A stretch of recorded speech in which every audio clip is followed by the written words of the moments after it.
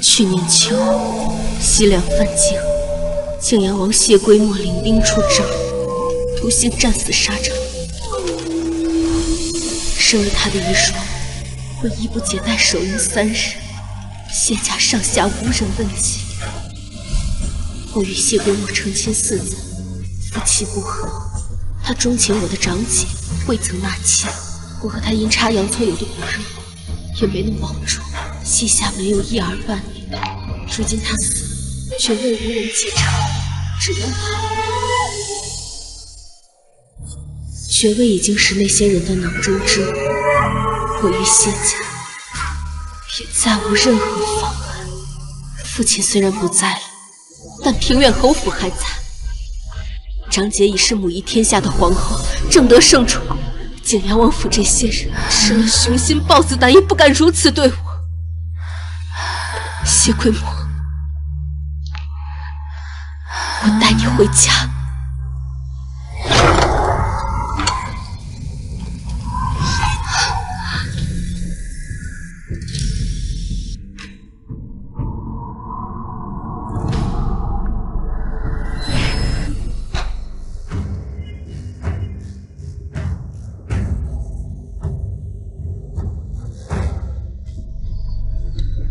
张姐，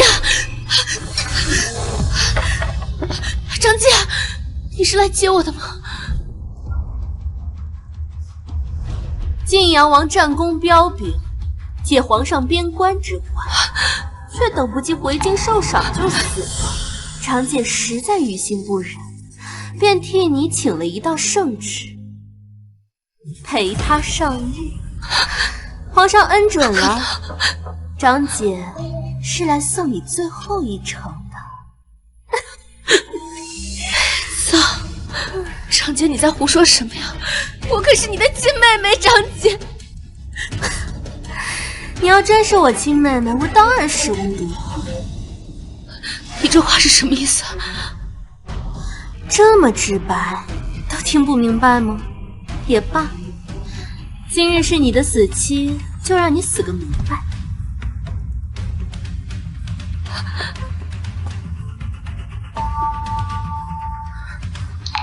我们的母亲，哦不，我应该叫她大国母。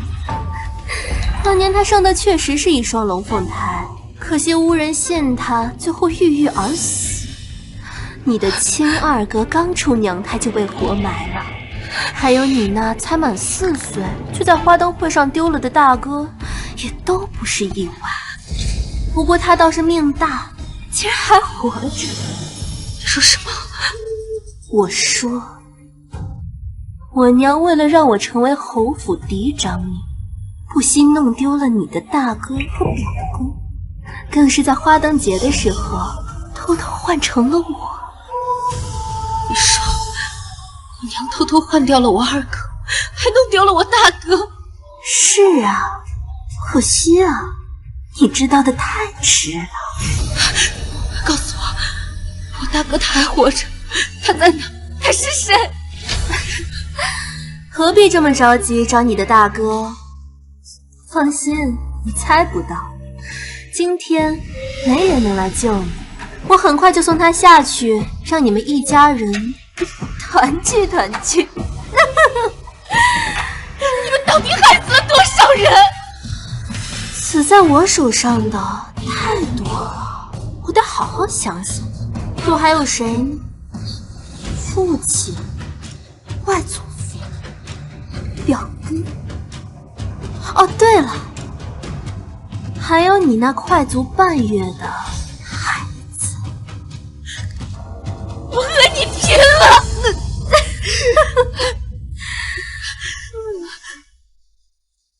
晋阳王呢？他对你一往情深，你也忍心害死了他吗？你哪只眼睛看出来晋阳王对我一往情深的？不过我还真是感谢你，若不是他当初推齐王之位，哪有我今日的疯狂？我告诉你，害死晋阳王的并非是我，而是你。他心思缜密，却唯独对你不设防。你送他的荷包，他从来不离身，不然也不会日日染毒，在回京的路上发生我。你说什么？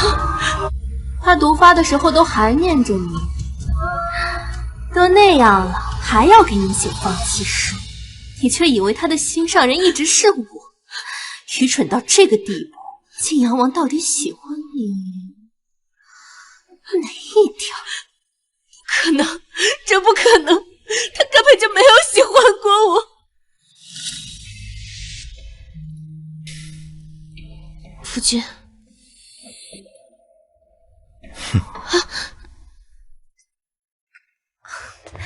妹妹别难过，姐姐替你送过去。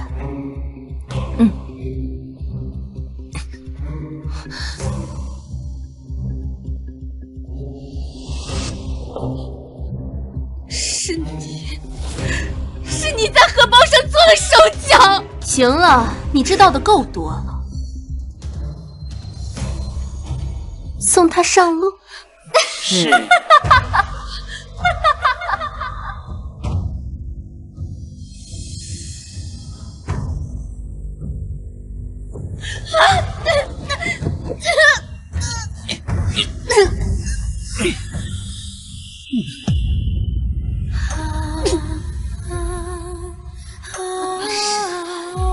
为了帮你，我替你出嫁抽喜，受尽天下骂名，没想到你竟然如此蛇蝎。如果有来世，我一定不会放过你。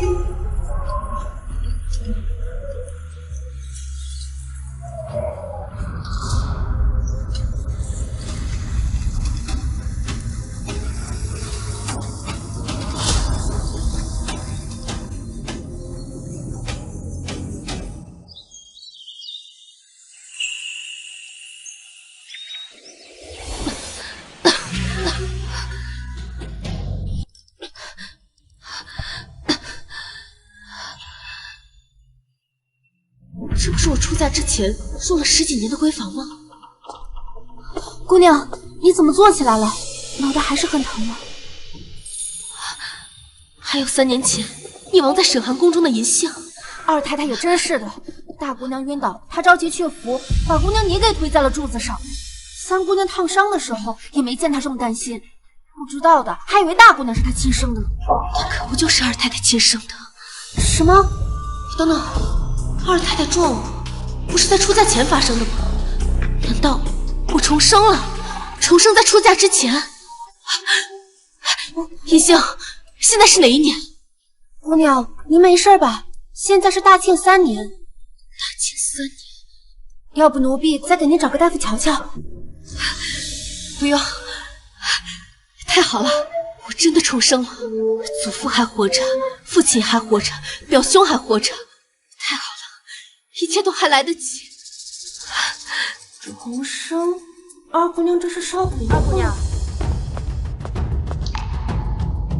二姑娘，你还好吧？大姑娘差我来问一问。是他，上辈子怂恿我给沈寒下药的丫鬟。大姑娘醒来后一直在哭，大姑娘那么好，姑娘可一定不能看着她跳这个火坑啊！是吗？是啊，奴婢倒是有个好办法。什么好办法？晋阳王府要大姑娘去冲喜，可要是大姑娘身体不适，上不了花轿，晋阳王府也不能来应。混账！晋阳王府都是蠢人吗？今日长姐才去了大昭寺，回来得知要冲喜就病倒了，上不了花轿，你还不如直接让我去晋阳王府给她退亲来的坦荡。姑娘息怒啊！奴婢也是担心大姑娘，奴婢还以为姑娘会甘愿为了大姑娘背负几句骂名呢。这是只背负几句骂名的事吗？晋阳王世子急需冲喜保命，长姐不愿意嫁大可以退婚，王府总能找到愿意嫁的。我偷偷摸摸给她下药，明日花轿来了接不了人，耽误了谢归末世子冲喜。她若没事便罢，她若不幸毒发身亡，晋阳王府和叶贵妃岂能轻饶了我？上辈子和谢归末有婚约的不是我，而是沈寒。晋阳王府是大庆朝唯一的异姓王，深得皇上信任。沈寒突然和他定下婚约，不知道多少人羡慕。直到二皇子出宫狩猎，泾阳王舍命相救，自己昏迷不醒。泾阳王府病急乱投医，只好把希望寄托在冲喜上。泾阳王世子命悬一线，沈寒担心的睡不着，便去了大昭寺上香祈福，不小心撞到了大昭寺的签筒，掉出来一只下旗。签文上说，3日之内她若嫁人，必克夫守寡。沈寒转身回府，回来的时候正好撞见人送凤冠霞帔离开。我唯恐签文应验，便听信他身边丫鬟的谗言，对他下药，助他逃过此劫。没想到最后下药的事情传了出去，说我嫉妒长姐婚事，竟向他下药，闹得京城人尽皆知，惹得泾阳王府和叶贵妃勃然震怒，竟然让我替长姐出嫁冲喜。现在想想，一切都是他们的算计，害死我的知己，害我惨死。沈寒，这一辈子我一定不会轻饶你。银杏，给我长他的嘴，让他好好长长记性，什么话该说，什么话不该说。什么？二姑娘，我可是大姑娘送来的人，你凭什么打我啊？把他给我扔出去！什么时候你一个奴才，也敢在我面前作威作福？怎么，我的话你都不听了吗？来人，把他拖出去！干什么？你们放开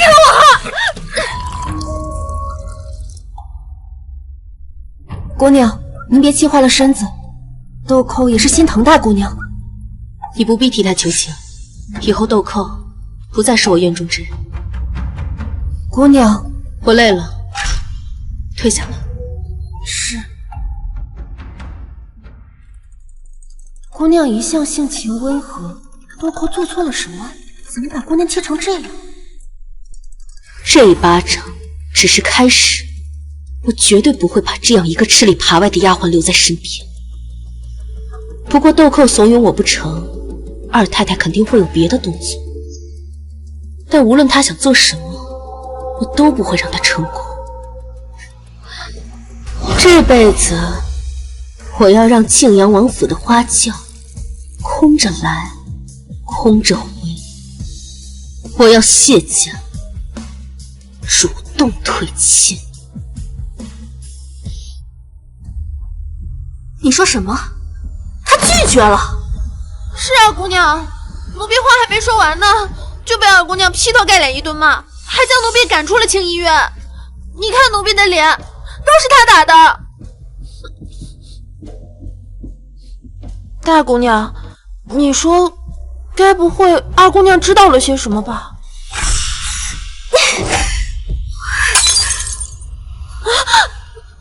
臭货！我教过你什么该说，什么不该说。是，去，把二太太给我请过来。是。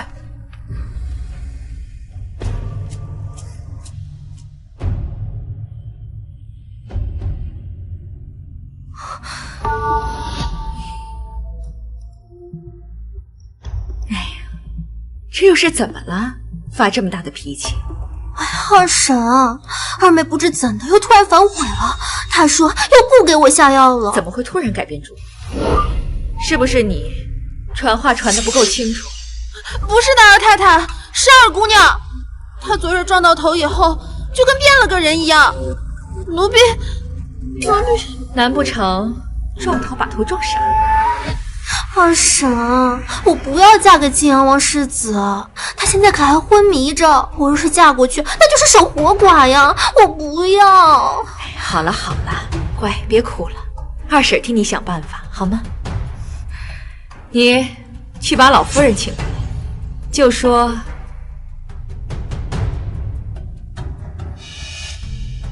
听清楚了吗？是，奴婢记住了。沈棠，我费尽心机为我女儿谋求来了侯府嫡女的位置，可不是为了让她嫁给一个昏迷不醒的废物。这替嫁你非去不可。沈棠，你跟我争，必输无疑。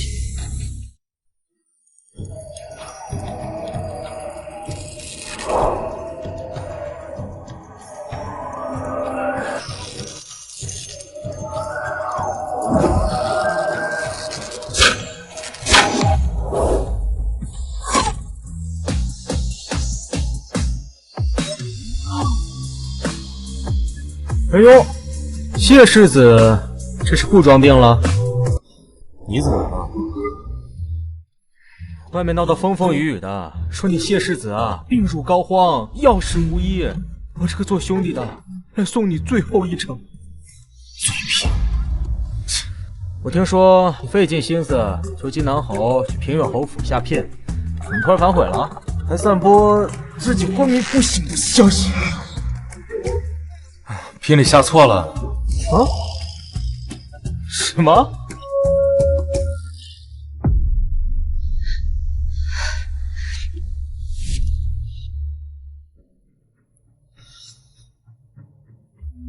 既然你这么讨厌我，那我以后不再碰你。姑娘，姑娘醒醒！姑娘，怎么了？姑娘不好了，大姑娘吐血晕倒了。什么？怎么会晕倒了？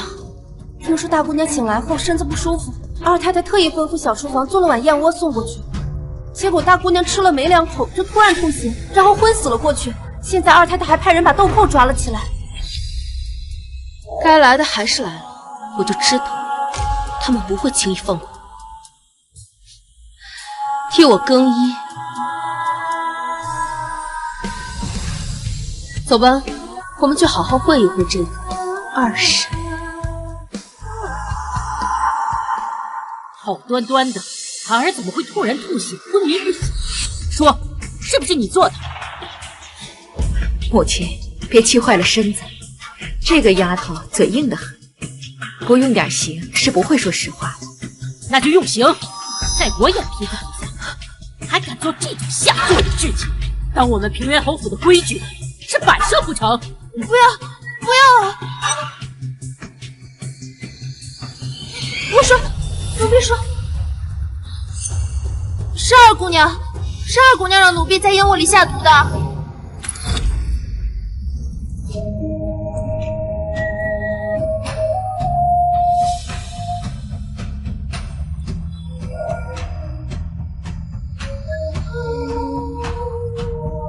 是二姑娘让奴婢在燕窝里下毒的。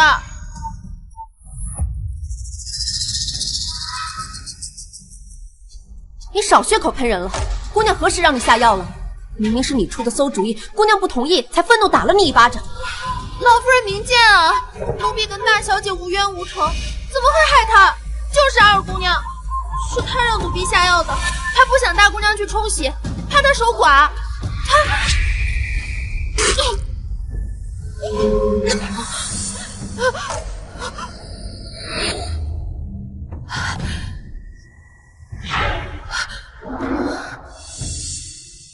现在死无对证，我看你沈棠还怎么狡辩。母亲，这人怎么说没就没了？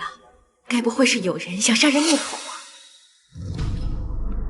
二姑娘，你有什么话要说吗？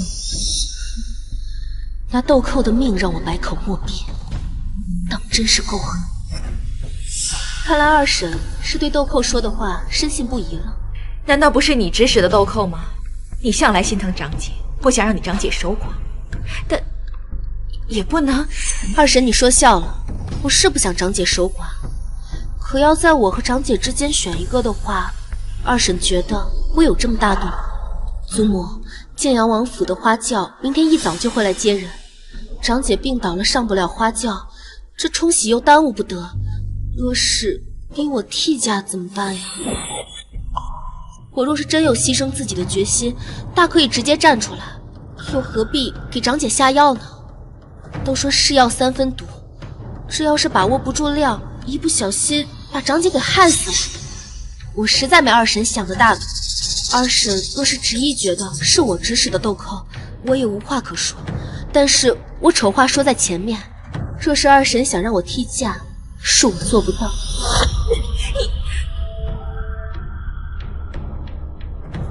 大夫，我孙女儿有无大碍？大姑娘中的毒发作剧烈，倒不致命，就是得昏睡上3日。什么？昏睡3日？她明儿就得嫁人了，这可如何是好啊？可有什么办法让大姑娘快点醒来？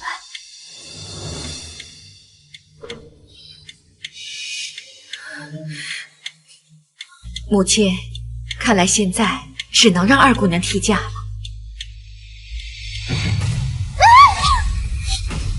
你干什么？你干什么？老夫先告辞了。够了，这到底是怎么回事？你在装病！对不起啊，张姐，本想给你喂药的，一不小心没拿稳。祖母息怒，我不是不愿意给靖阳王冲喜，也不是怕守寡，孩儿只是怕在大昭寺请的亲应验了，怕给靖阳王克死。祖母，我这才……母亲，孩儿有此顾虑也是很正常的。什么顾虑？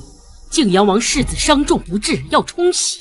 我们平远侯府明知道嫁女儿会有守寡的风险，还是送女儿上花轿。要冲喜不成，靖阳王世子救不活。靖阳王府还能怪我孙女儿克死了他世子不成？靖阳王、靖阳王妃不是这种蛮不讲理的人。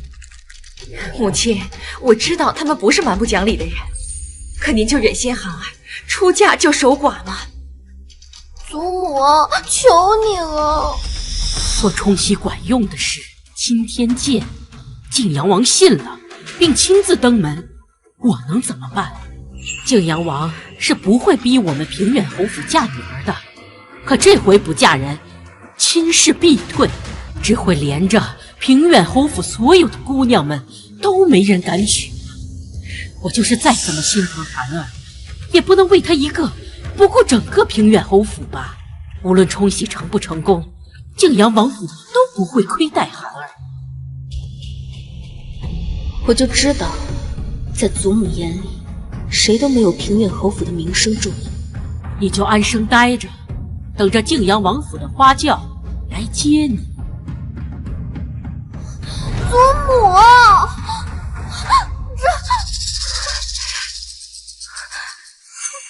让你替嫁，有什么可不情愿的？二婶，你这话说的，要嫁给靖阳王世子冲喜的是长姐，又不是我。二婶为何只心疼长姐？难不成你们之间……二太太不好了，宫里派人来传话，叶贵妃请您进宫一趟。愣着干什么？还不扶小姐去休息？是。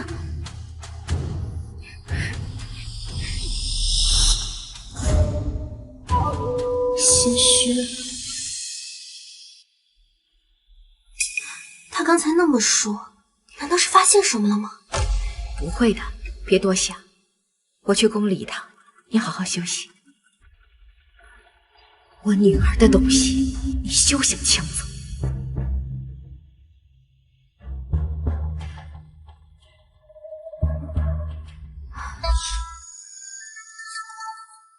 好端端你哭什么？不会是舍不得豆蔻吧？豆蔻胳膊肘往外滚，帮着大姑娘推姑娘进火坑，奴婢才不会舍不得她。那你哭什么？奴婢是心疼姑娘，姑娘对大姑娘这么好，有什么好事都捡着她。可是大姑娘为了自己，把姑娘推进火坑。以后我不会再对她好，还会把给她的那些东西全部都拿回来。姑娘才不是这样的人，别说送出去的东西拿回来了，姑娘以后能少些被大姑娘占点便宜，奴婢就谢天谢地了。我会让你看到的。现在我让你去帮我做一件事情。什么事？我这院中不知道被沈寒安插了多少豆蔻这样的人，你去帮我全部找出来，今日之后一个不留。好，奴婢这就去。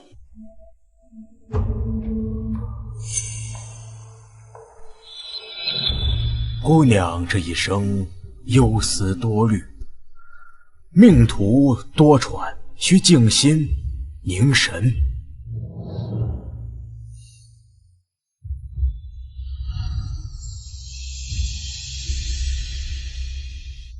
静心凝神，上辈子我处处忍让，最后落得家毁人亡的下场。这辈子我沈唐要遇神杀神，遇佛杀佛。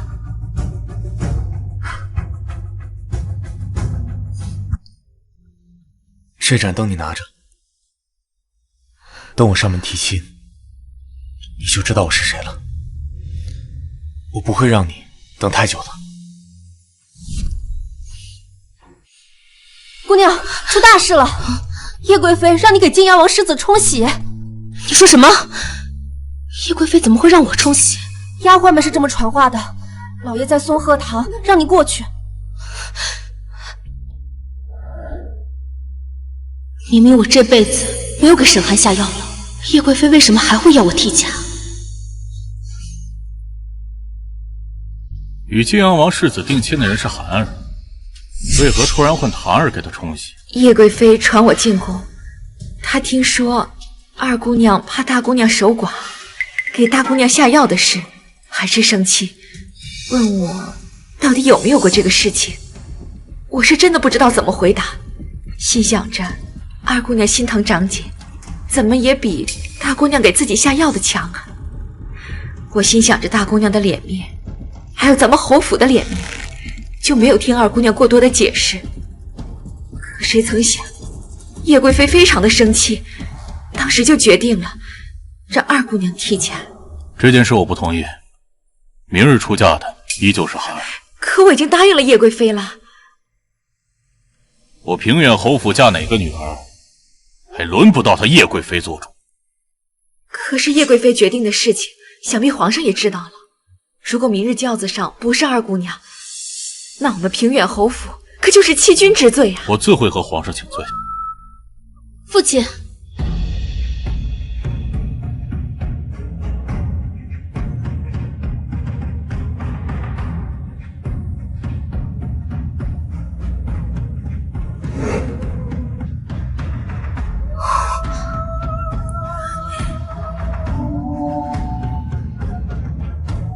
父亲，檀儿来了。父亲，刚才在门口，女儿听到二婶想让我替长姐出嫁。别担心，父亲不会让你受委屈的。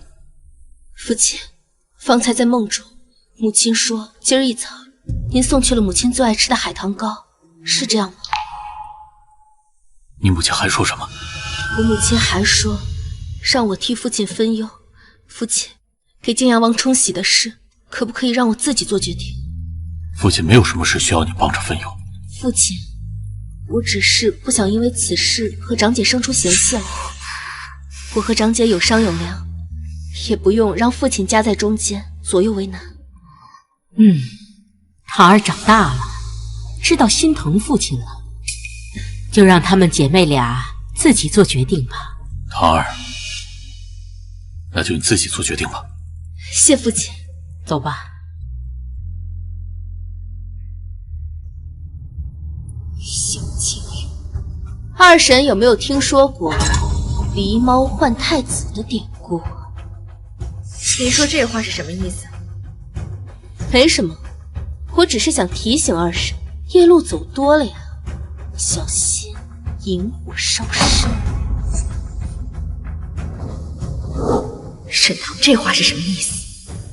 难不成他真的知道了什么？不会的，这件事我做的这么隐蔽，他怎么会知道？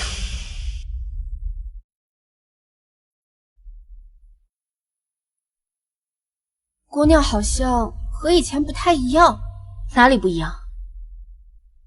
好像变了一个人。以前的姑娘总是处处维护大姑娘，对二太太也是极好的。被鹰啄了眼睛，这再瞎的人也该清醒。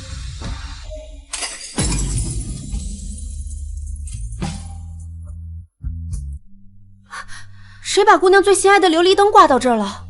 还摔碎了！姑娘，改日陪姑娘染新的。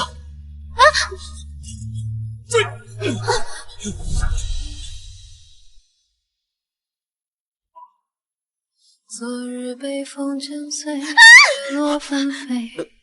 对不起，我是来找赵策和钥匙的。这盏灯你拿着，等我上门提亲，你就知道我是谁了。不会让你久等的。姑娘，奴婢这就拿去给您修补。不必了，让四儿拿去丢了吧。姑娘，早就该扔了的东西，留着也没什么用。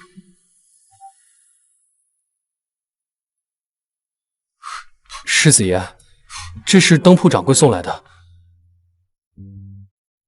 灯铺掌柜说是平远侯府送去销毁不要的，他发现是世子爷你亲手做的，就托我来问一问，您还要不要？留下吧。是。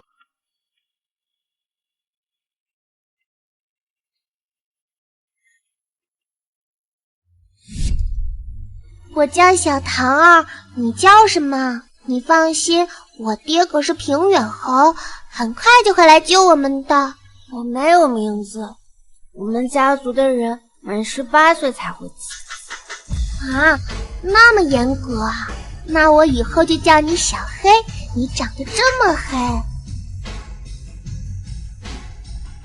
这是我娘给我的，叫琉璃蝎，是一对儿。这一半给你，以后你看见它就能想起我啦。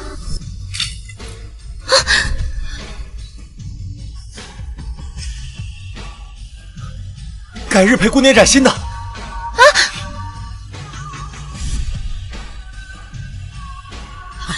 对不起，对不起，我是来拿钥匙和账册的。唐儿姑娘，发生什么事情了吗？不是。原来他叫沈腾。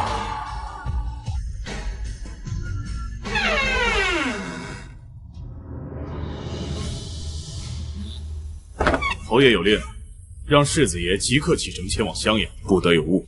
让开！现在有重要的事情要做。侯爷说，定亲的事他去替世子提，您不用担心。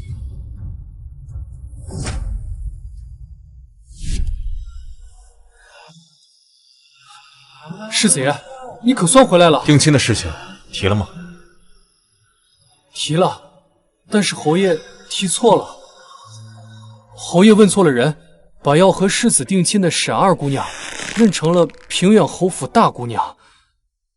现在外面都知道您要和平远侯府的大姑娘沈寒定亲了。你要毁掉和平远侯府的婚约，还望陛下成全。胡闹！更田以下，定亲之事已成事实，怎可取消？如果你执意如此，替朕去办一件事，办好了，你的婚事朕让你全权做主。谢陛下。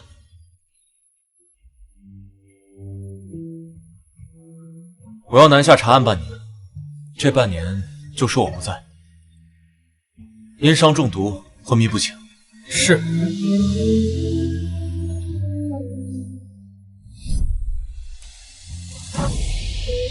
小唐，这次我一定要娶你。这个该死的沈唐，父亲竟然让他自己做主，他就是不想替我冲喜。那盏茶绝不是意外。不想替嫁是吧？哼，你不去也得去。去，把嫁衣给沈棠送去。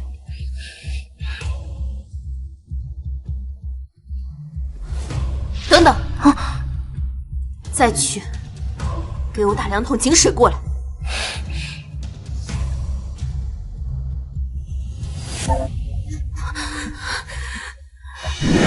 沈棠，那天上花轿的一定是你。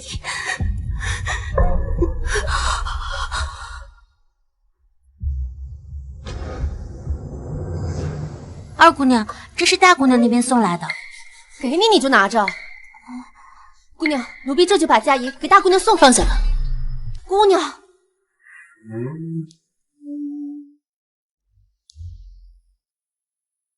明知送不回去，又何必白跑一趟？大姑娘如此算计，姑娘没和侯爷告状，还要和他商量。可他呢，直接把嫁衣送回来了，这是商量吗？这是明摆着决定要让姑娘嫁过去啊！这嫁衣我会穿，但靖阳王府的花钱不会再伤。他们一而再、再而三的算计我，真当我还像以前那样那么好拿捏？这都什么时辰了，还不给二姑娘梳妆？今天不是我家姑娘批假，凭什么要让我家姑娘梳妆？这都是老夫人的意思。昨夜大姑娘受了风寒，今早没有醒过来。再说，贵妃娘娘已经下旨，要二姑娘替姐出嫁，这于情于理，二姑娘都应该去。好一个于情于理！她沈寒是平远侯府的姑娘，我沈棠就不是了吗？二姑娘要知道一荣俱荣，一损俱损的道理。大姑娘出生时差点被母亲掐死，这也是老夫人心疼她的地方。二姑娘从小得母亲宠爱，更应该让着点她。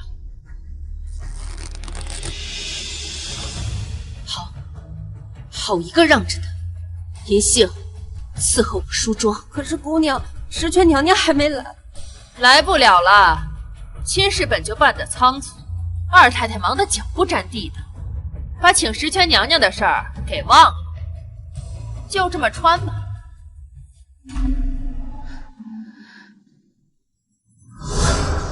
这辈子，我要让靖阳王府的花轿空着来，空着回，还有你们对我的所作所为，我要通通拿回来。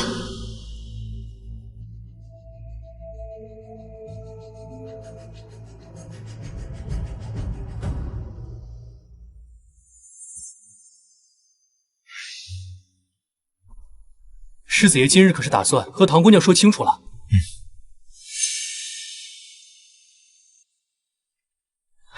太好了，咱们世子爷和唐姑娘这对苦命鸳鸯，终于可是能在一起了。在一起。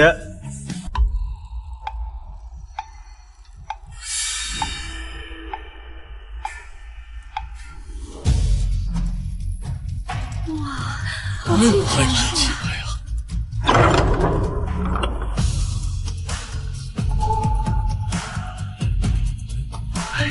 你出来了，这么快就出来了，平远侯府果然上当了。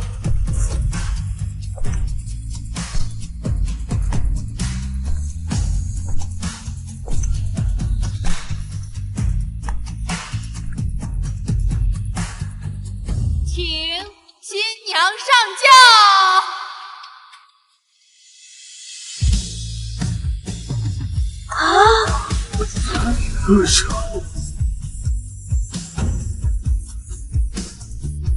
怎么回事？这婚礼嫁！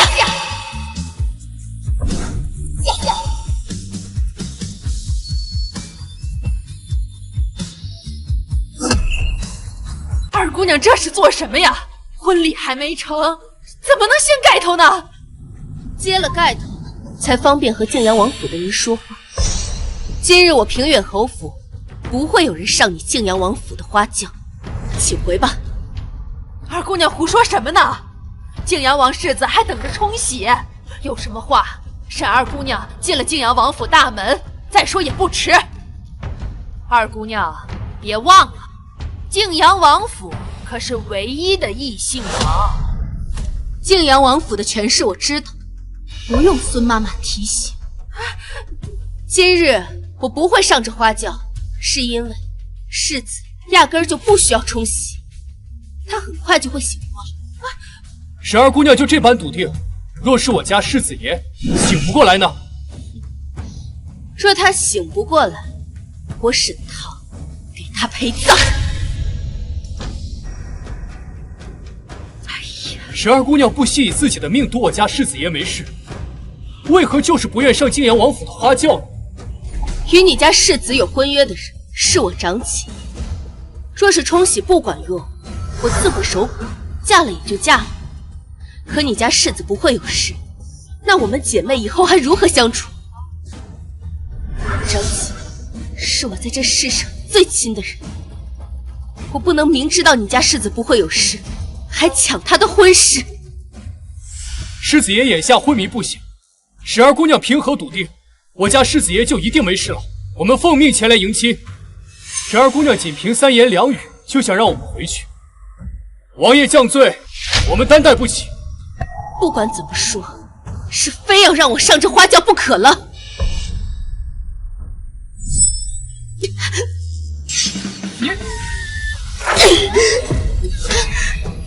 姑娘，你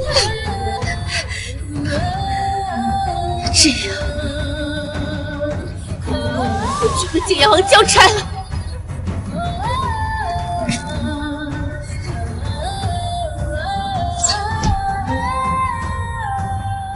都别动，放12姑娘回去。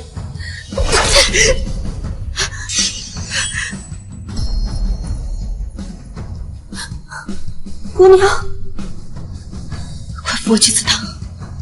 是。世子爷，先回府。是。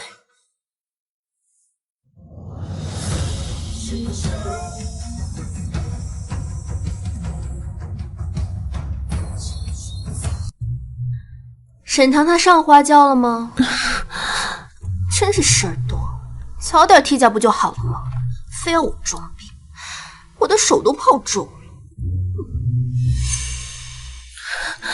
你杵在这站着干嘛呢？二姑娘没有上花轿。你说什么？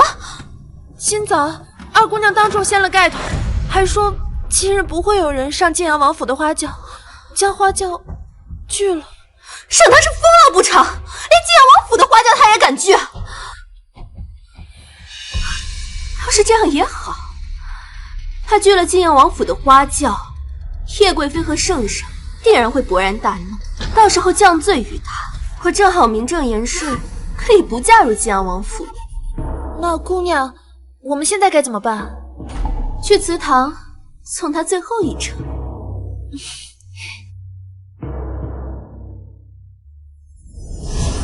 你不愿替嫁，大可以直说，又没有人逼你。你一个人不痛快，要让整个侯府遭殃吗？二婶就不好奇，为什么我赌上性命，也不愿意上晋阳王府的花轿吗？好啊，那你倒是跟我说说，你为什么这么做？父亲，我会在祠堂一直跪到晋阳王醒来为止。等他醒来之后，我会把一切都告诉你。我看你是疯了是不是？这么多太医都治不了，其实你说他能醒，就能醒的。我说他能，他就一定能。够了！晋阳王府的花轿已经被送走了，现在除了祈祷晋阳王世子得救外，还有别的办法吗？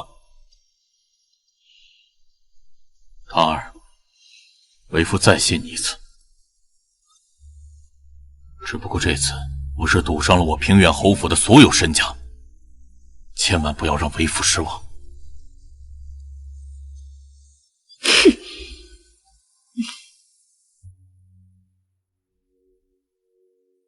这个沈棠怎么这么笃定晋阳王世子会醒过来？难不成他知道什么？不可能，连太医都说无药可医的人，怎么可能会醒过来？一定是他在虚张声势。等过了今晚，我看你还怎么跟晋阳王府交代。哼！姑娘，若是晋阳王世子有个三长两短，姑娘您可就……谢桂墨他不会死，我也不会死，他一定会醒来的。被害失踪的大哥，被活埋的二哥，我必须尽快让父亲相信二房包藏祸心。只要能让父亲相信，哪怕只是埋下一颗怀疑的种子，这皮肉之苦我就没有白受。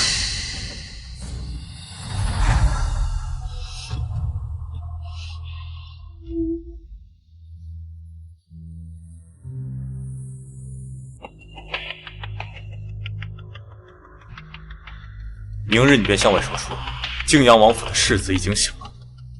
可是世子爷，陛下吩咐，事情没解决之前，您不能回京。让你去说，你去说就是了。皇上那边，我自会去解释。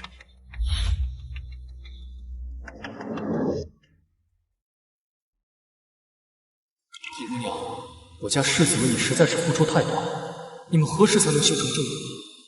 请苍天成全这对苦命鸳鸯吧。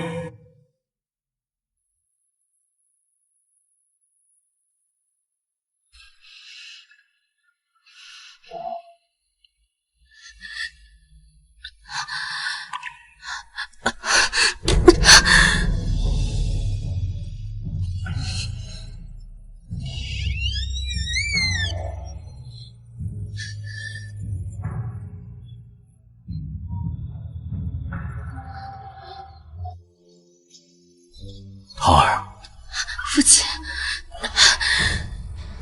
晋阳王世子醒了。他醒了？明明前世谢公公是成亲第2天才醒，这一世怎么会提前这么多？怎么人真的醒了，你反倒一副不敢置信的样子？没什么，女儿只是没有想到他竟然这么快就醒了。桃儿，你是怎么知道世子一定不会有事的？父亲，说是我说，这一切都是母亲托梦给我的，你会信吗？昨日母亲她托梦给我，她说今日晋阳王他一定会醒，她让我不要提假，否则疑患无穷。女儿原本也是半信半疑，可是这是她同我说的所有的事情中最普通、最微不足道的一件事情。女儿担心其他的事应验，所以这才铤而走险，斗胆拿自己的性命去验证。你母亲她还说了什么事？父亲，大哥他当年在灯会上走失，不是意外，也不是舅舅的疏忽，而是二叔二婶算计。不可能，你二叔他不可能是这样。父亲，女儿知道你与二叔情同手足，你不愿意相信他害死了大哥，可是我与大姐又何尝不是情同手足呢？真正出了事儿，他还不是一样把我这个亲妹妹往火坑里推？父亲，我求你了，你相信我。母亲她告诉我，她说大哥还活着，他现在应该还在京都。你还是不愿意相信我？无妨，女儿自己一样也能找到大哥。只是父亲，你答应我，我虽然不奢望你去查二叔，但是你一定要对二叔存有一丝疑心，留有一丝防备，你答应我好不好？父亲，女儿已经没有母亲了，女儿真的不想再失去父亲。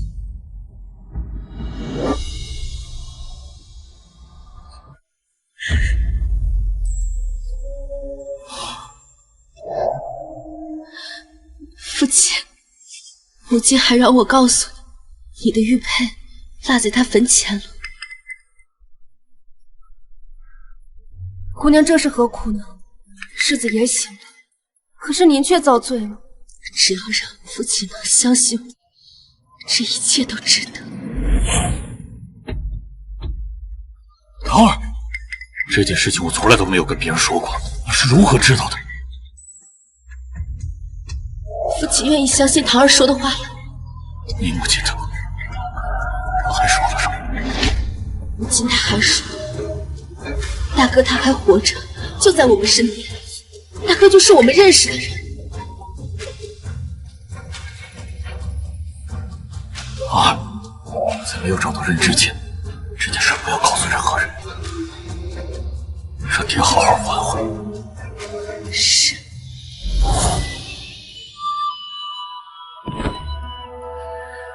其实到死，沈寒也没有告诉我大哥的下落。这已经父亲的带路说，想必应该很快就能找到大哥。你说什么？晋阳王世子醒了？传话的人是这样说的，老爷一大早就去祠堂叫二姑娘，想必应该是真的。只说无药可救吗？怎么就醒了呢？涵儿，你冷静一点。冷静？我怎么冷静？怎么会呢？世子怎么会醒？世子怎么会醒呢？要是让世子知道我宁愿装病也不嫁给他，他会怎么处置我？涵儿，不会的，涵儿，你放心，这件事情我做得很隐蔽，不会有人发现的。交给我，我去帮你铲平一切。二婶，心不怕，有我在。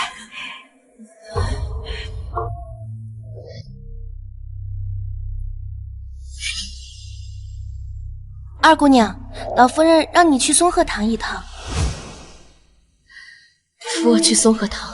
姑娘都伤成这样了，老夫人就一点都不心疼姑娘您吗？是二太太要求的，那姑娘还去？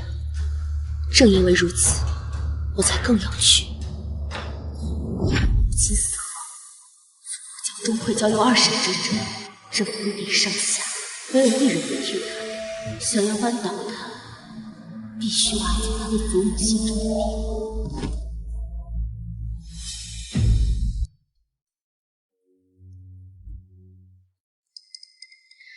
病。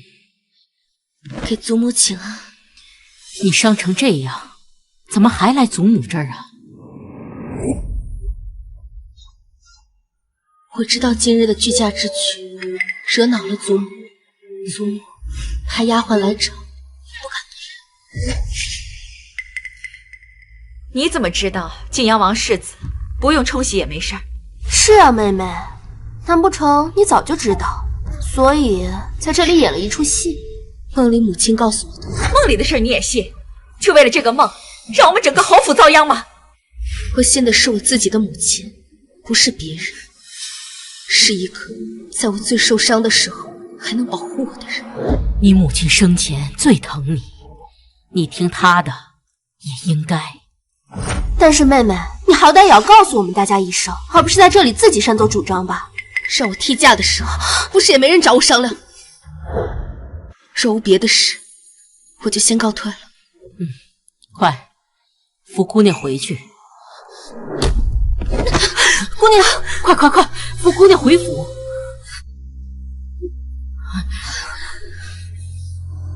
你看看你们干的好事，还不快！奴婢总算知道为什么姑娘明知道是二太太找姑娘去的，还要去松鹤堂了。姑娘您晕倒后，老夫人特别担心您，质问二太太为什么不顾姑娘您的身子，还要您过去，把二太太和大姑娘给骂惨了，还罚了二太太1个月的俸禄。祖母平日里礼佛，对二太太做的事睁一只眼闭一只眼。这次是她做的太过了，以后至少明面上她对我得过得去吧。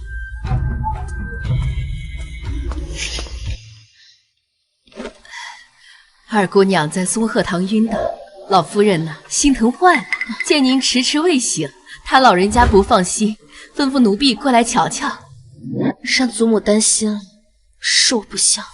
老夫人知道二姑娘受委屈了，她也心疼，特意命奴婢带东西过来。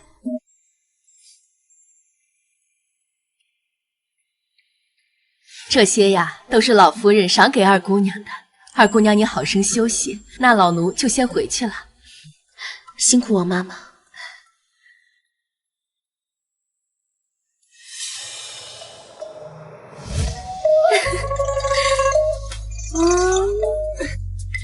娘的镯子，祖母赏我了，你看，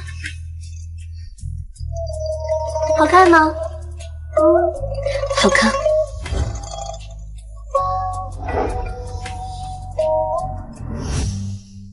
姑娘，这是夫人当年的陪嫁，没想到老夫人竟然把这套首饰送给您。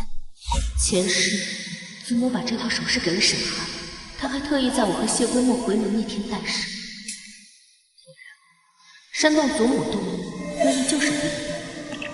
都收起来。姑娘重姐妹情，现在府外的人都说姑娘傻，明知道嫁给晋阳王世子不会守寡，还拒绝这么一桩好的亲事。姑娘为什么不愿意嫁给晋阳王世子呢？姑娘为什么不愿意嫁给晋阳王世子呢？妹妹，晋阳王想娶的人是我，不是你。他喜欢的人是我，现在他已经醒了，还请妹妹把他还给我。姑娘不愿意嫁人，该不会是有了意中人吧？那盏姑娘极为在乎的琉璃灯，不会是心上人送的吧？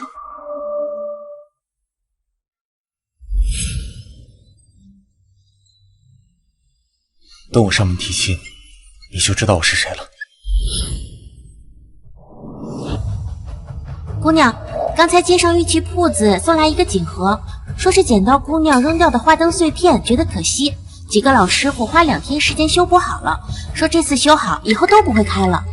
玉铺子用金丝银线修补的，肯定坏的。都扔了吧，姑娘，都破成这样了，拎出去，岂不是遭人笑话？以梁氏为人，前世为了一个看不见脸的男人魂牵梦萦，几乎嫁给谢归玉后，她再也没有出现。后来嫁给谢归玉，所有的感情都在那4年就消磨殆尽。世间怎么会有一盏明灯在前？上天给我重来一次的机会，不能让这段时间过，就让这些事随风而散。银仙姐，要扔吗？拿去扔了吧。哎，等等，还是交给我吧。万一姑娘只是一时之气呢？扔了可就找不回来了。一盏灯而已，占不了多大地方，还是留着吧，以防万一。世子爷，锦盒给唐姑娘送去了。世子爷，属下还是不明白，您为什么不跟唐姑娘说清楚呢？您当初明明是去求娶她的，只是侯爷认错了人，下错了庚帖，才将您和沈家大姑娘定了亲。陛下命我去查叶贵妃娘家她莫赈灾款一案，在事情没有查清楚之前，我不能暴露身份。明日你便去平远侯府把亲事给退了，待事情处理完成，我自然会向他解释清楚。是。姑娘伤还没有完全好，过几日再去给老夫人请安，老夫人是不会怪罪的。今天必须出府，我还有要紧事要去找外祖母。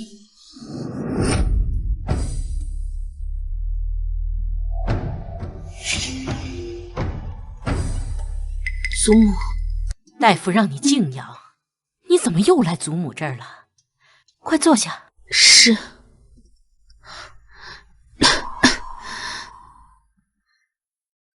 一点小伤而已，不碍事的，老祖母担心了。人都晕倒了，还说是小伤啊？祖母知道你有这份孝心就够了，以后啊还得以自己的身子骨为重啊。是。母亲，我刚刚去看了大姑娘了，她昨日回来染了风寒，这人呢消瘦了一大圈儿，我这看着都心疼。您要是看见了，可更是心疼坏了。怎么这么严重啊？是。这事儿是我的不对了，想拒嫁又没和长姐商议，害得长姐在井水里泡了一整天，这才让她病倒了。明明就是丫鬟偷懒了，昨晚忘了关窗户，还让大姑娘寒气侵体了。我怎么没听过是泡井水泡病的？这事儿在府里都传开了，二婶不会没听说吧？你们呢？你们都没听说吗？什么时候平远侯府竟然养出这样一个弄虚作假的女儿？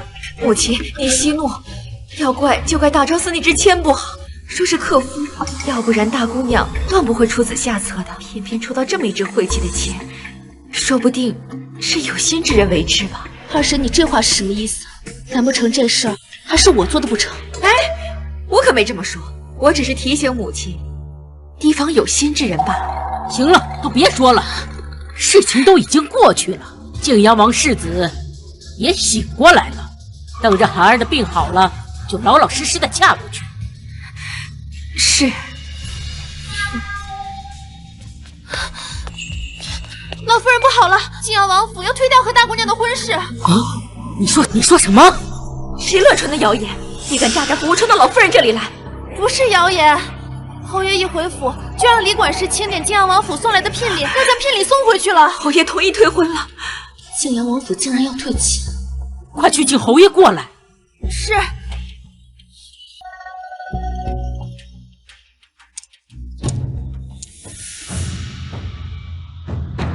母亲，泾阳王府当真要退亲？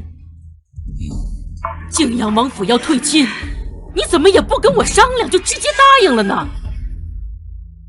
母亲，这这世上没有不透风的墙。当初晋阳王世子需要这门亲事的时候，我们平远侯府的女儿不嫁，现在不需要了，难道不退啊？难不成要我平远侯府跟晋阳王撕破脸？那也不能说退就退呀。像晋阳王世子要娶我们大姑娘这般，他易如反掌；可是大姑娘再嫁这般家世的，可就难如登天了呀。闭嘴！家事的时候轮到你说了算。母亲，涵儿跟晋阳王世子的订婚玉佩是你手中，在涵儿手中。去拿来。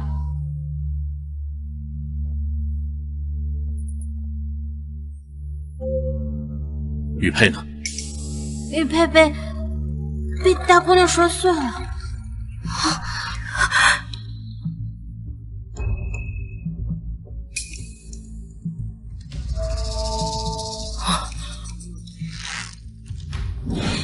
大哥，你莫要生气，这大姑娘一定是不小心的。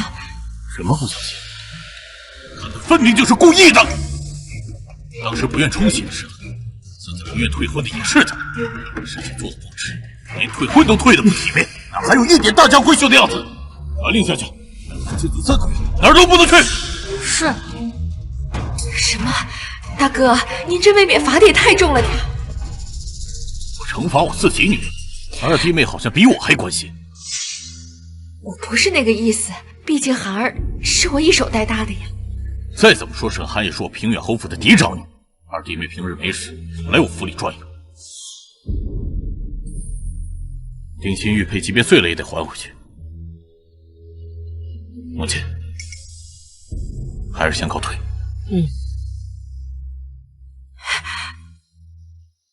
母亲，儿媳也先告退了。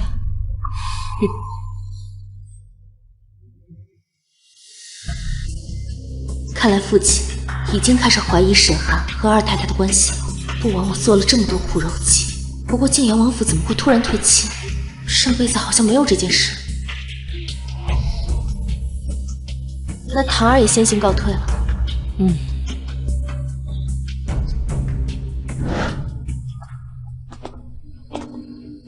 姑娘，我们现在去哪儿？去外祖母家，我有重要的事情要告诉她。是。今日因为我的冲喜，让晋阳王世子醒了，各大世家纷纷打起了冲喜的念头。算算时间，现在永宁伯府应该已经去外祖母家提亲，我一定要阻止这一悲剧的发生。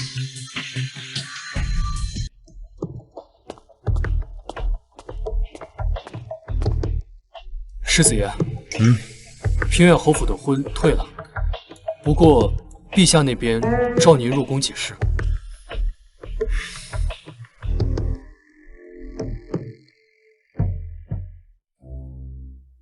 江老爷官拜御史，江家又是诗礼传家，等江姑娘嫁进来了，我们永宁伯府不会亏待她的。好，好。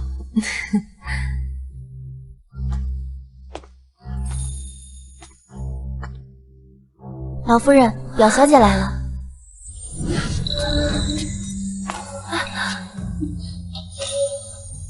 唐儿，给外祖母请了。唐儿，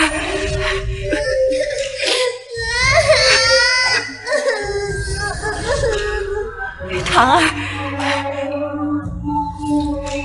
快来，让外祖母好好瞧瞧。你不是伤了吗？怎么不在府中养伤，来江家了？唐儿今日前来是替母亲向外祖母和外祖父请安的。江家，对不起你父亲和你母亲。母亲给唐儿托梦，说她并不责怪江家，她让祖母和外祖父保重好身体，也要保护好表妹，免得她被有些黑心烂肝的人给送进了去。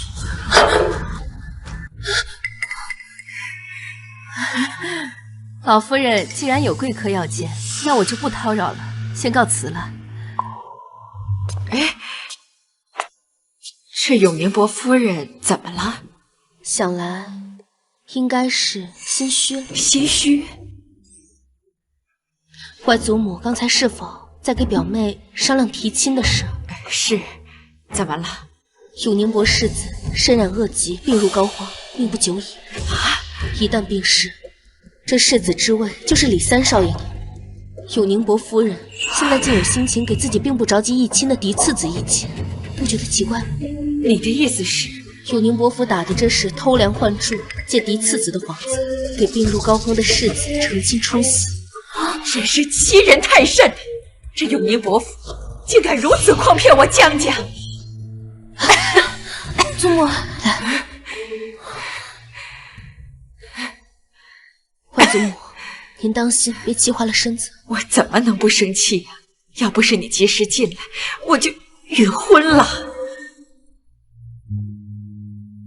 外祖母，你现在知道也还来得及。我还有一个好消息还没告诉你。什么好消息啊？在梦中，母亲告诉我，大哥他还活着，而且人就在京都。外祖父和舅舅不必找人再去寻了。是真的吗？你大哥在京都，你没骗外祖母吧？等找到了大哥，外祖母就知道我不是在骗你了。前世大哥就是跟随舅舅和表哥上街逛花灯丢失的。外祖母一家为了寻找大哥殚精竭虑，还和侯府断了往来。这辈子我一定要让江沈两家重修于好。表妹，你听我一句劝，千万不要嫁去永宁伯府。表姐，我记下了，以后我也不会跟他们再来往了。你母亲还有交代吗？祖母，春闱在即，两位表哥一定会榜上有名的，但是切记不要在春闱前去有水的地方。为何？祖母，你听我的便是。你知道我是不会去害他们的。祖母记住了。那今日天色也不早了，我就先告退了。好不容易才来一回，姐姐不能陪外祖母吃顿午饭再回去吗？这一走就不知道什么时候能再见了。以后我会多来叨扰的，若是次数多了，你和外祖母不能嫌我烦啊。外祖母只怕你能住在江家，日日在跟前瞧着才安息，怎么会嫌你烦呢？外祖母，那我就先告退了。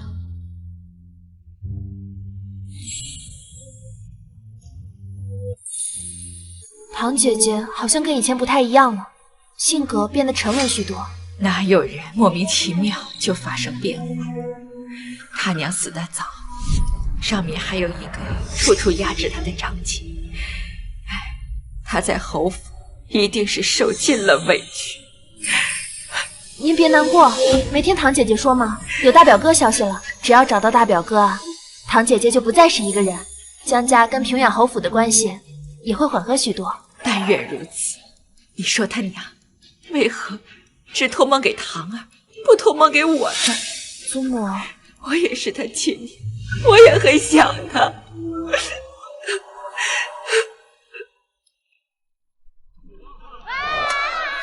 姑娘，未经过家里同意就来江家了，回去会不会挨罚？不会，我跟在父亲身后出的松鹤堂，紧接着就出府了。祖母一定以为是父亲同意的，祖母不敢责怪父亲，甚至提都不会提半句。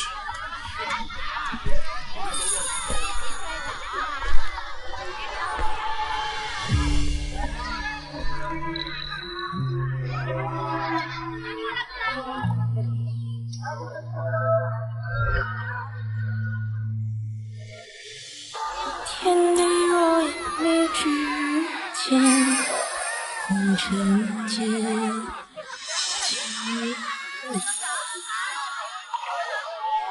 姑娘，您是看到什么人了吗？没什么，肯定是我看错了。旧人言，虽遥远也心有梦魂。有星星世子爷，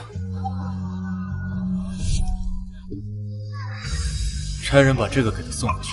是。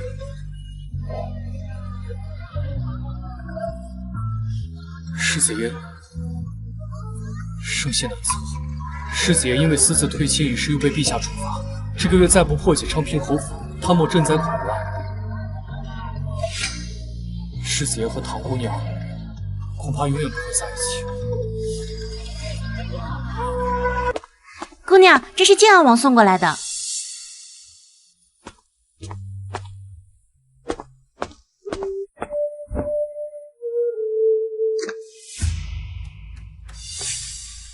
姑娘，这是您成亲那日扔下的金簪，我就说怎么也找不到了，原来是被晋阳王府捡回去了。这样看，那个晋阳王世子还是个好人嘛。出去。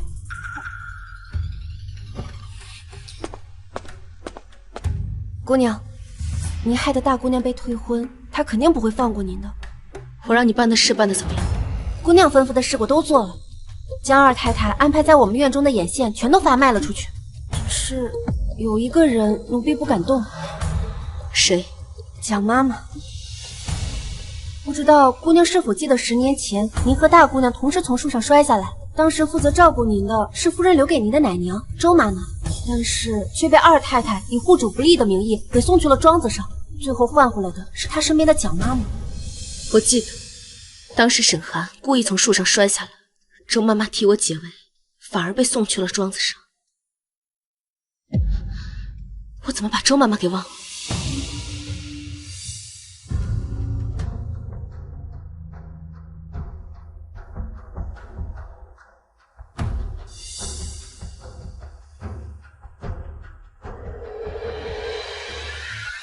银杏，你快去帮我办件事。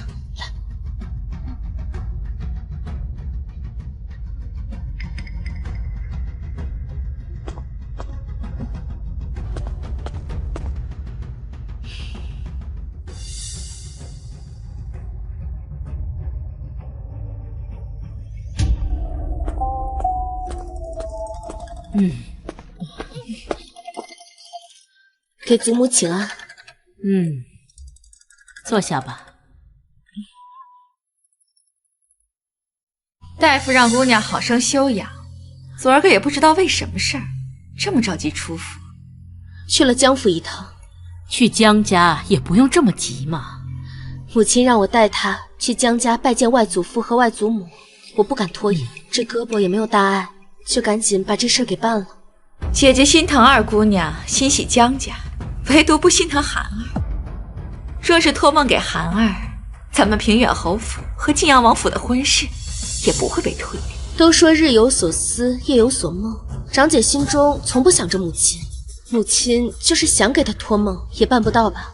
要是母亲真给长姐托梦，要她嫁给晋阳王世子，二婶，你是会劝长姐听母亲的话，还是怀疑母亲就是死了也要爱长姐？二婶是会劝长姐听母亲的，还是怀疑母亲就算是死了也要害长姐？二姑娘什么时候变得这么伶牙俐齿了？以前还真是小瞧了你。可能是大病了一场，醒了之后便清醒了不少。二妹妹今儿怎么是自己来的？跟着的丫鬟呢？丫鬟在的，只是进了院门之后发现我的金簪不见了，所以就回去找金簪去了。金簪自然是要找的，但是身边也不能没了个丫鬟，不然以后我们王府来客，不知道的还以为我们平远侯府嫡女身边连个使唤的丫鬟都不够呢。我周围婆子丫鬟多，不如分几个给二妹妹。如果二妹妹日后有相中的，再换回来也好啊。祖母，我瞧着祖母身边的这个秋桐就十分合眼缘，不如祖母将她赏给我，这样我也不用去找最合适的。秋桐是老太太的大丫鬟，怎么能赐给你？这样吧，二婶给你安排几个，手脚伶俐，办事灵光的。多谢二婶和长姐的好意，但是祖母，我就是想要秋桐嘛，求你了。一个丫鬟而已，祖母还会舍不得？秋桐，以后你就跟着二姑娘吧。是，多谢祖母。该死的沈棠，竟然让我插不上话。不过还好，青衣院里还有个蒋妈妈，就算秋桐去了，也不敢明着和我作对。小姐，怎么了？谁打的？是蒋妈妈打，是蒋妈妈打的。奴婢去找金簪，有个小丫鬟告诉奴婢说看见蒋妈妈在小道上捡了一只金簪，不知道是不是姑娘丢的。奴婢就去找蒋妈妈问，谁知道蒋妈妈说没有，还打了奴婢2巴掌。胡说，蒋妈妈怎么会做这样的事情？长姐怎么知道没有？莫不是你见着老夫人，奴婢就知道这小贱蹄子来找姑娘告奴婢的状。二姑娘，奴婢没有捡到你的簪子，你要是不信，可以派人去搜奴婢的屋子。是啊，祖母，蒋妈妈毕竟是府里的老人了。妹妹，你也不能无凭无据冤枉了蒋妈妈呀。奴婢没有冤枉蒋妈妈，昨天真是那个小丫鬟说瞧见蒋妈妈捡到的那只金簪，而且她说的时辰和蒋妈妈帮姑娘去劝大姑娘的时间对得上，所以奴婢才没有怀疑，就去找蒋妈妈要金簪。你这小贱蹄子，你敢栽赃我！你行了，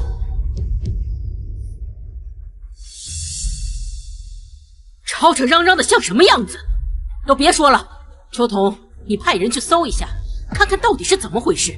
我还就不信，还有人能在你这个大丫鬟的眼皮底下蒙混过关。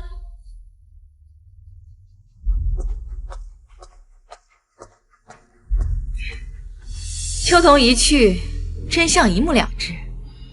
倒是二姑娘，刚从江家回来，就发落家里的老人，怕不是学了什么坏东西回来。那金簪可是我母亲留给我的遗物。二婶，你这么说，莫非是觉得母亲给我的东西不重要？我不是这个意思。行了，你说你跟一个小姑娘计较什么呀？真是越活越回去了。唐儿，别伤心了，金簪祖母一定会帮你找回来的啊！该死的沈棠，怎么突然这么会讨祖母欢心了？比我还会装可怜。可搜到些什么？奴婢带人把蒋妈妈屋子里翻了几遍，没找到金簪。祖母，你看，我就说嘛，蒋妈妈怎么会做这样的事情？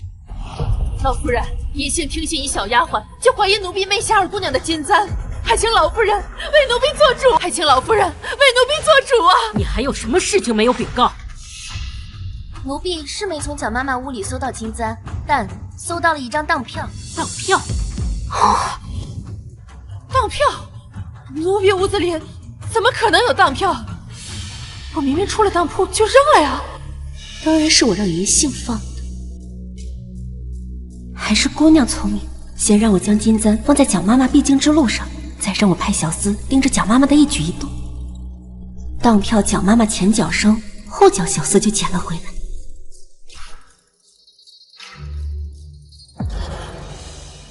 老夫人，这当票上当了根金簪，这是二姑娘所丢的那只。蒋氏，你还有什么话好说？老夫人，奴婢冤枉啊！肯定是有人故意将金簪放在奴婢的屋子里，奴婢没有做过。这上面还有你的指印，你还有什么好说的？来人，给他做指印比对。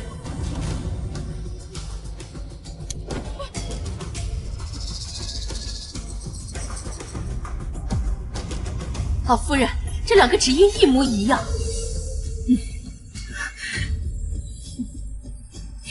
老夫人，这两个指印一模一样。蒋妈妈，我待你不薄，你若是缺钱的话，大可以跟我说，我绝对不会吝啬。你伺候我数10年，不会不知道这金簪是我屋中的东西，你就这么把它给当了。说是别的姑娘拿到手里也就罢了，要是没得说我与旁人私相授受。拿着当票去把金簪赎回来，这是死当，死当也得赎。是。你是自己招供，还是我派人拿了当票去当铺问啊？老夫人，奴婢一时鬼迷心窍，奴婢知错了，求老夫人饶命。拖下去，杖责40，发卖。二太太，救我呀！二太太，二姑娘，你算计我，是你算计我！沈寒，为我反将义军的滋味如何？你放心，这才只是开始。真没想到蒋妈妈会做这种事情，我真是看走眼了，委屈你了。不怪二婶，是我自己没有看顾好下人。不过如今蒋夫人已经走了，我这府中还缺一个管事的妈妈。二姑娘刚向老夫人讨了秋桐，断不可以再向老夫人讨其他人了。这样吧，我那里的刘妈妈不错，一会儿给你送到你的亲医院去，可好？是啊，妹妹，我院里的张妈妈也是个听使唤的。二婶如今忙着府里的中困，忙里忙外的，长姐更是生病，这是要用人的时候，你怎么敢去抢你们的人呢？听你的意思，是有想要的人了？不知祖母是否还记得当年伺候在我身边的周妈妈？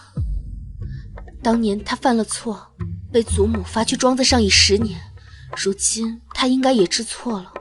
祖母能否准许我把她接回来？不可。周妈妈当时是犯了错才被送出去的，怎么可以再接回来？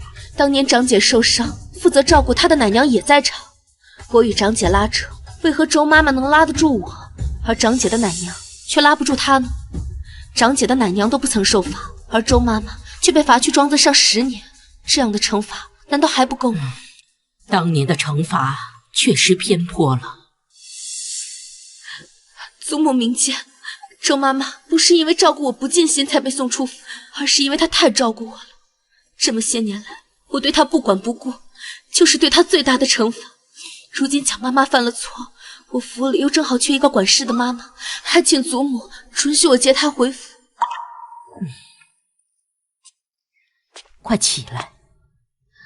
你是个念旧的，周妈妈离开你那么多年了，你还念着她，是你心地好。祖母准了你就是。谢祖母。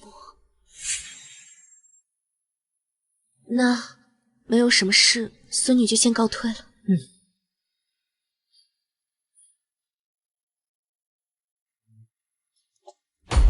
沈棠身边最近到底发生了什么？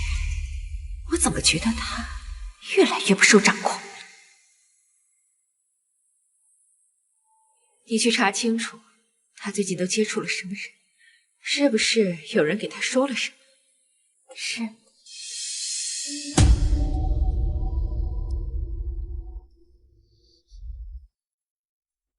姑娘药膏珍贵，奴婢皮糙肉厚，不用药也很快就会好的。这药就是给人用的，不然留着干什么？难不成你想让我挨打呀？奴婢不是这个意思，奴婢宁可药放着坏掉，也不想看到姑娘再受半点伤。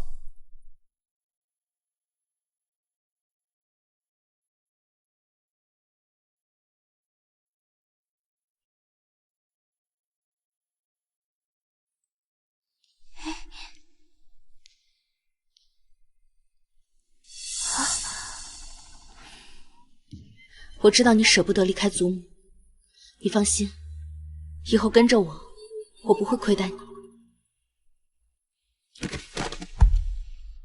奴婢既然跟了姑娘，那姑娘就是奴婢的主子，奴婢会对姑娘忠心耿耿的。你说什么？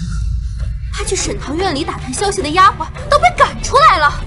是啊，秋桐姐姐天天在院中把守，连只苍蝇都飞不进去，岂有此理！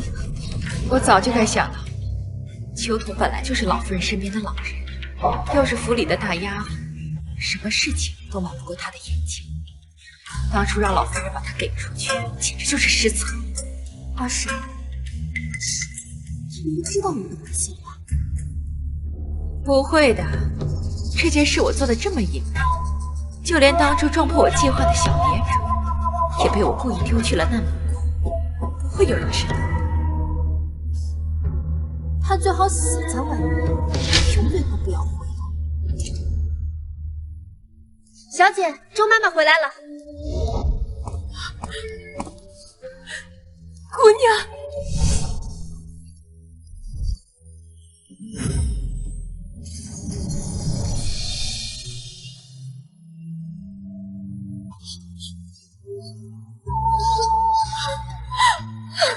周妈妈。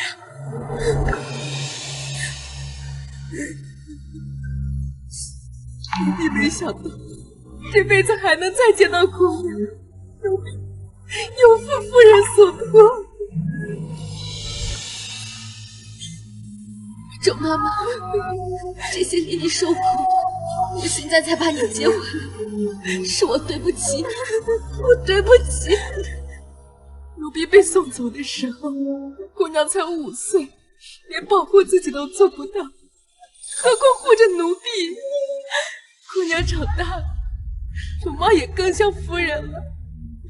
夫人泉下有知，肯定很欣慰。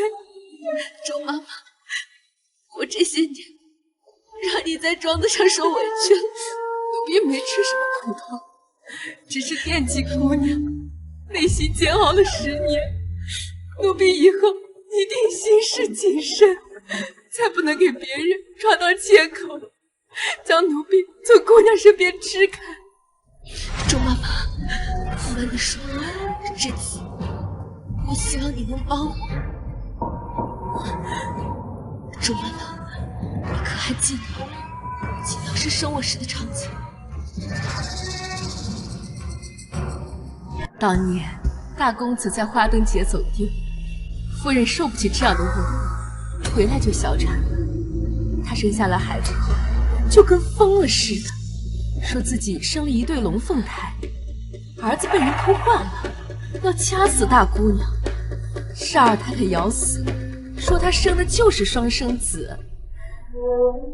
老夫人当时恨夫人弄丢了大少爷，只信二太太，整个侯府没有一个人信她。最终，她得了失心疯，被你父亲残忍地关起来，不许她进房门一步，以致她含恨而终。那妈妈可曾亲眼见过母亲生的那个孩子？夫人生产的时候，二太太将房门紧闭，不准我们这些下人靠近半步，就连接生的吻步也从人间蒸发，再无踪影。她做的可真绝！啊，妈妈，姑娘，老奴跟在夫人身边这么多年，我相信她没有疯，她生的肯定是龙凤胎。妈妈，先起来。我相信母亲生的一定是龙凤胎，而且她一定还活着。什么？是真的。我已经告知外祖一家还有父亲。妈妈，帮我好好想想，大哥身上是否有什么胎记，或者是信物，能让人一眼就认出来的？我记得大少爷小的时候和侯爷长得很相似，而且手腕处有一块铜钱大小的胎记。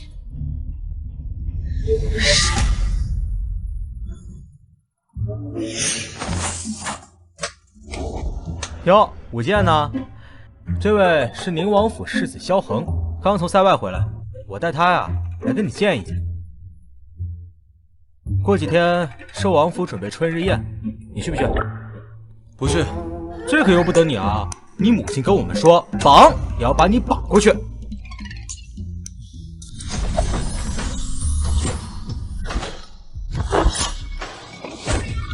姑娘，你会去会舞剑了，还舞得这么好，一看就是有人教的。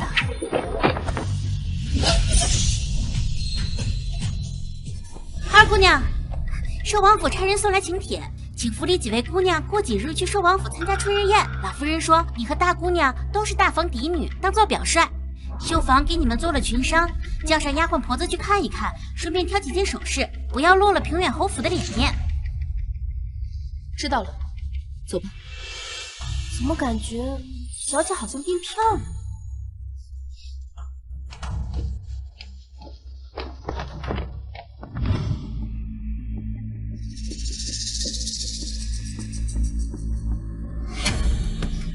二妹妹，今日你与我坐一驾马车吧。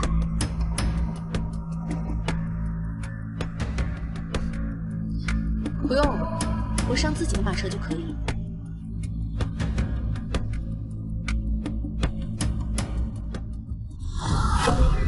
敬酒不吃吃罚酒，那就别怪我不客气。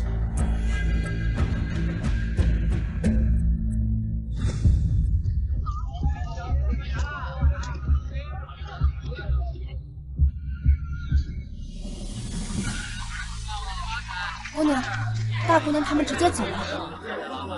秋头，你去看看他去了哪。是。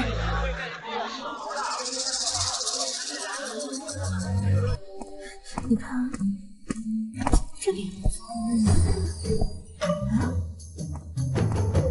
是他被退婚的那个。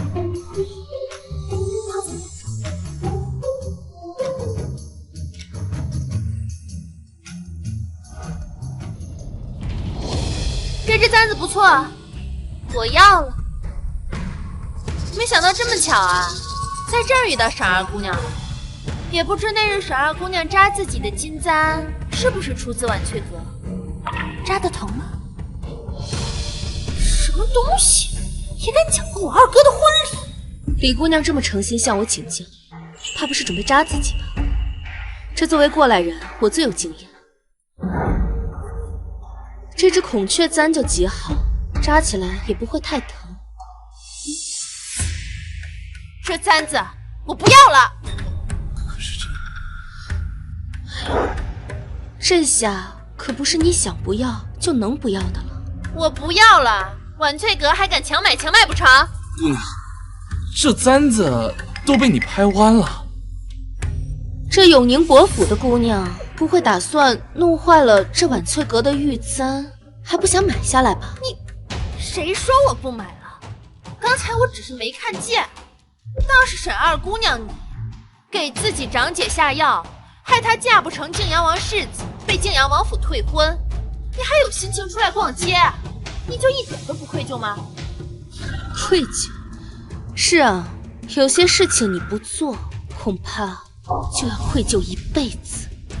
回去告诉永宁伯、永宁伯夫人，他们若还是不打算歇了，偷梁换柱，打着给李三少爷成亲的幌子给世子冲洗，祸害别家姑娘的话，我会捅给御史台，到时候上达天听，必定让整个朝野都知道你们永宁伯府有多龌龊。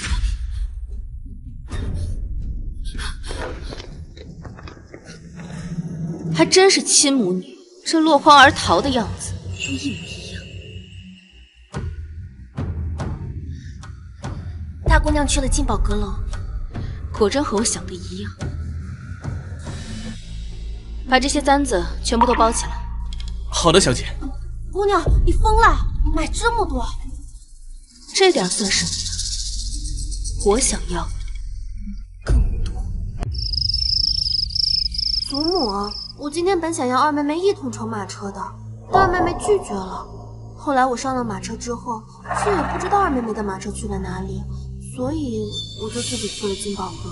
白天刚刚嘱咐过你们，要你们姐妹同行，怎么一出去就又闹别扭了？祖母，你们别生气，都是二妹妹的。你还有脸回来？你看看你把老夫人给气的。这平远侯府是我家，我为什么不能来？牙尖嘴利，老夫人千叮万嘱，让你们不要使小性子。你们倒好，一府姐妹出去竟然逛成了两拨，就这么把老夫人的话当耳旁风吗？祖母，你不能只听长姐一人之言，你也要听我说呀。你还觉得自己没错了是吧？祖母，今日出府，我本想和长姐乘同一辆马车的，只是长姐大病初愈，需要静养，所以就没跟她一块前去。没想到我的马车到了，长姐的马车却已经走了，我也不知道自己是哪里做错了，还请二婶直说。可有此事？我以为二妹妹的车会跟上来的。长姐为什么以为我的马车会跟上来？你的马车这么豪华，用的可是塞外良驹，我那匹小小的赤练如何追得上你？我以为你厌烦见到我。是二婶没有调查清楚，二婶错了。祖母，虽然长姐把你的话当作耳旁风，而且还连累二婶误会了我，但祖母也别罚她太狠了。毕竟长姐大病初愈，过几日还要去参加春日宴呢。罚抄100篇家规，寿王府春日宴前抄不完就别出府了。祖母，母亲，大姑娘身子骨才好。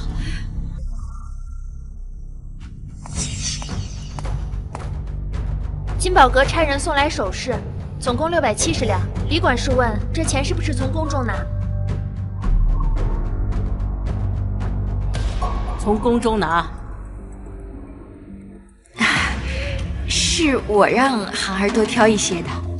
前些日子心情不好，难得出府，又是为寿王府春日宴做准备。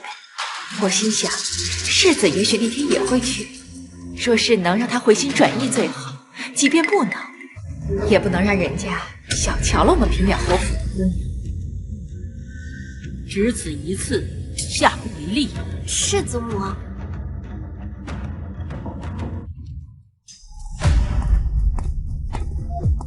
二姑娘的首饰送到了，一共1380两。什么？谁准你花这么多钱买首饰的？二婶准长姐买首饰，就不允许我买首饰了吗？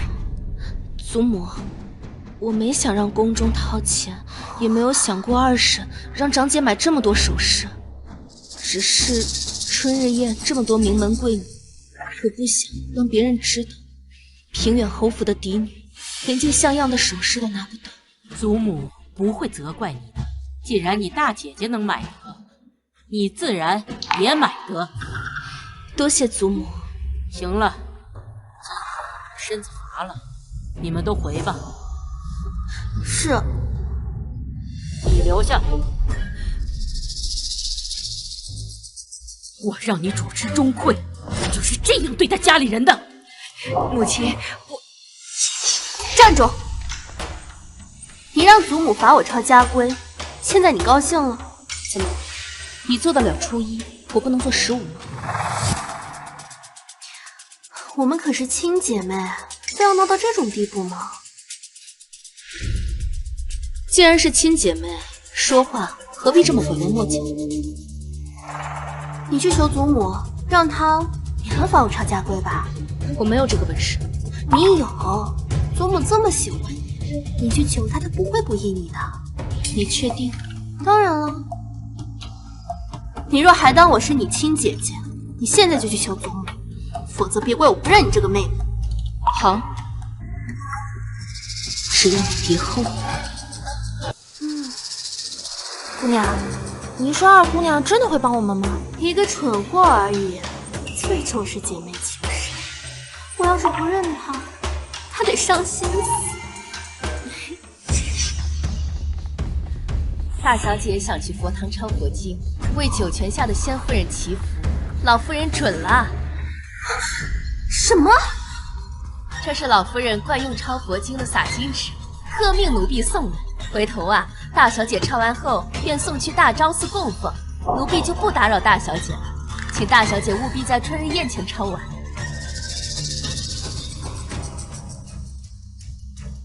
大姑娘，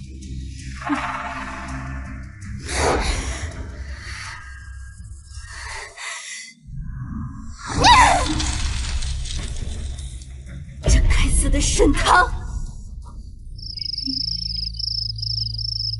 姑娘，万一大小姐告到老夫人那里去怎么办？放心，春日宴在即，她不敢再闹幺蛾子。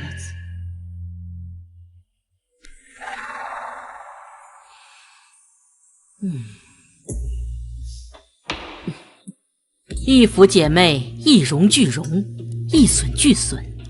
上次我念在你们都病刚好，没有严惩，今日去寿王府参加春日宴，要还是这般任性胡闹，传出你们姐妹不和的流言，就都给我去佛堂跪着反省，听到了没有？是，沈棠记下了。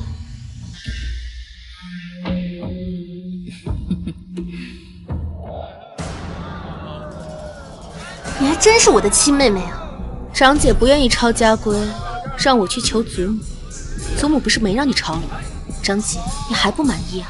你，嘘，长姐，这里可是大街上，吵吵嚷嚷的，万一被祖母知道了，恐怕又让你抄家规了。大姑娘、二姑娘，寿王府到了。那妹妹先行告退了。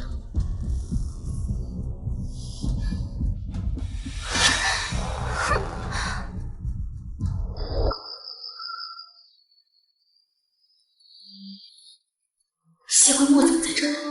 见过谢世子。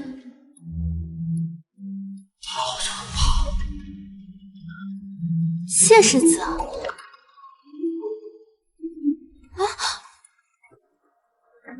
谢世子为什么都不看我一眼？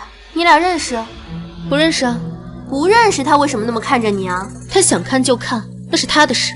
长姐，你要是不满意的话，大可以跟上去，求他看你一眼。怎么会遇到谢桂墨？如果不是为了来找大哥的下落，我才不管了春日夜。哎，我没看错吧？刚才他居然敢嫌弃你，这沈二姑娘还真有意思啊！萧世子，你怎么和沈二姑娘长得如此相似？你们不会是亲戚吧？应该不是吧？我爷爷没有说过我在京都还有一房亲家。难道是我看错了？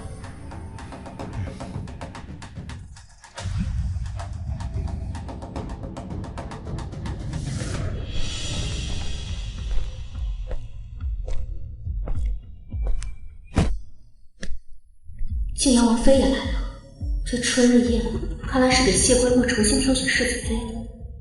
今日春日宴，若有想施展才艺的姑娘或少爷，可以将才艺写下来，大家抽签决定上场顺序。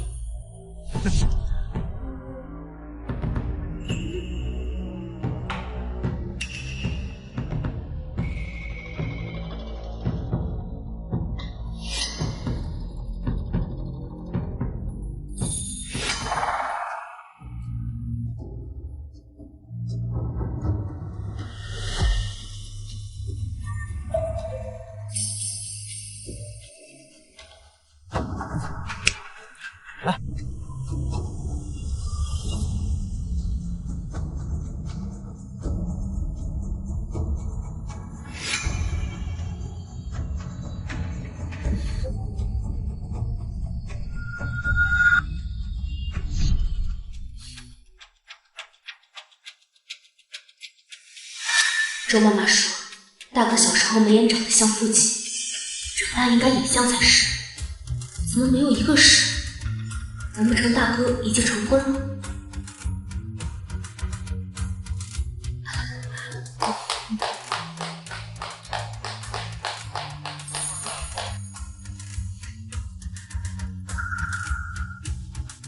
平远侯府沈大姑娘舞剑。我明明写的弹琴，怎么会是舞剑？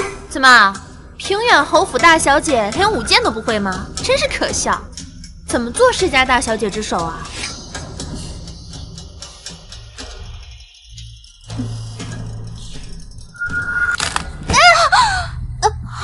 怎么这么不小心？有没有伤到？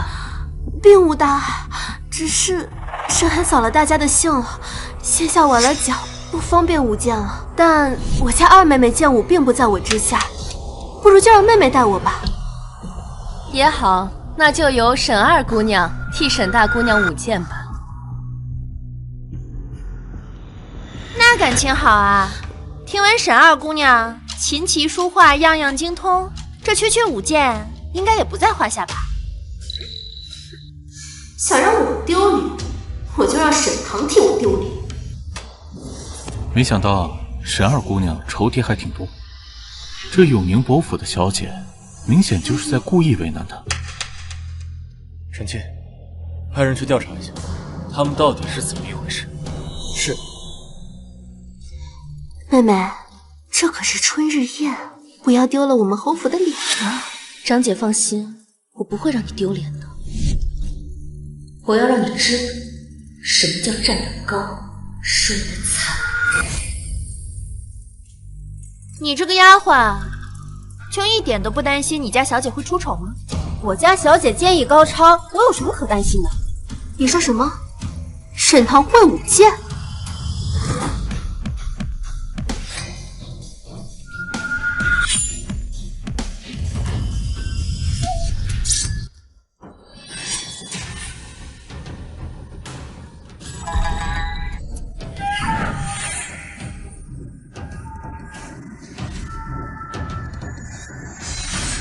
哦，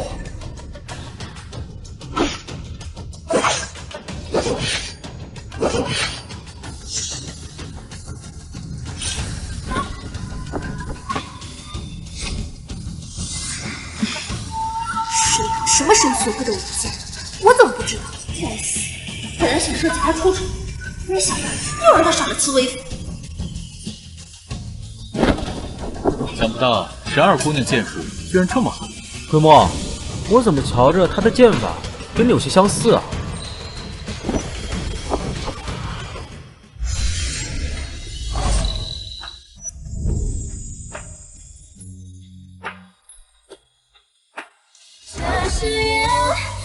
你生命中最美的相见，别人间笑容更和你的脸，再一遍记起从前的一点一点，别人我不在身边，记住我还在你的身边。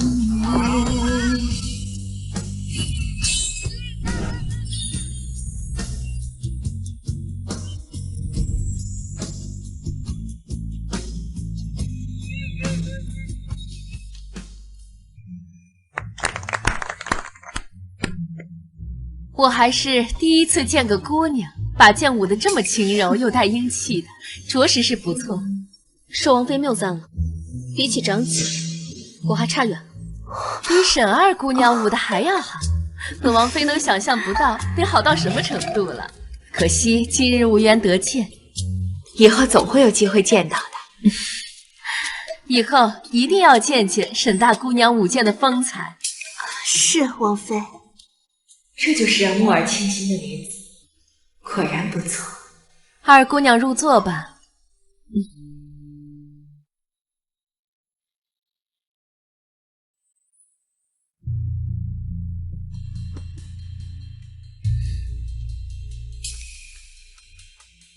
姐姐，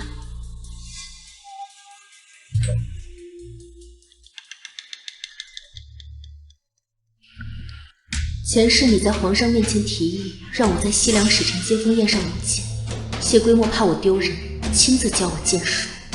是和搬起石头砸自己脚的滋味，好玩吗？我很确定没有教过他，为什么他的剑法里会有我的影子？二妹妹还真是会藏拙呀。我擅长舞剑，长姐不是知道的一清二楚，否则怎么会毫不犹豫地把我给推出去？莫非是想看我出丑？我知道妹妹你还在生我的气，但还请你以我们侯府为重。我被晋阳王府退婚，影响的不只是我，也影响到了你、三妹妹、四妹妹，乃至于父亲。长姐有什么话，不妨直说。你找机会去跟晋阳王世子道歉，就说是你给我下药，所以我才没法给他冲喜的。我们俩的婚事不能就这么退了。你给自己下药，想栽赃于我，现在还想让我去给建阳王世子赔礼道歉，这是祖母的意思。祖母可没你这么无耻，而且我也不是这么好忽悠。你说我再说半个字，我就去告诉父亲。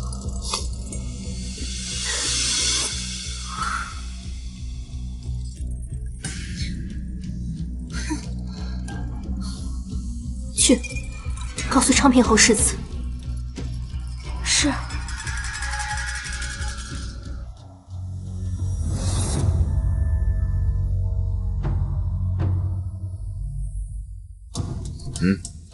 二姑娘，既然遇到了，怎么不打一声招呼？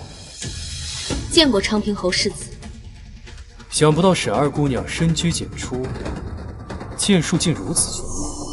昌平侯世子，您谬赞了，我还有事，就先行告退了。哎，别急着走啊，本世子对你可是有意思的很呢。世子若是对我有意思，大可以上门提亲，这般逼迫，算是什么意思？本世子只是对你有意思，又没说要娶你。哼哼，别过来！本世子还真没碰过性子这么烈的姑娘，还真是可惜了。沈二姑娘为了所谓的姐妹之情，拒嫁晋阳王世子，却不知道自己的娘姐为了晋阳王世子妃的位置，把你卖给了我。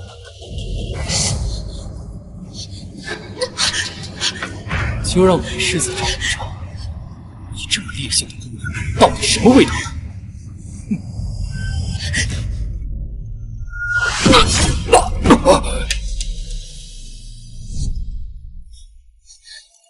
没事了。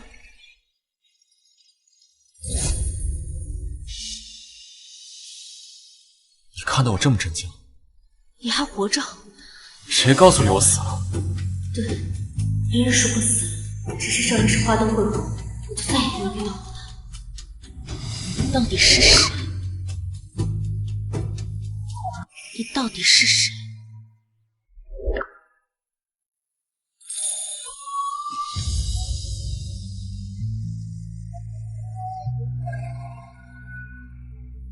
松开！现在还不是时候，而且我担心会吓到你。我有这么胆小吗？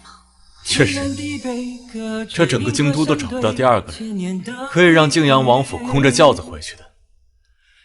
泾阳王府名声赫赫，泾阳王世子更是举世无双的荣誉。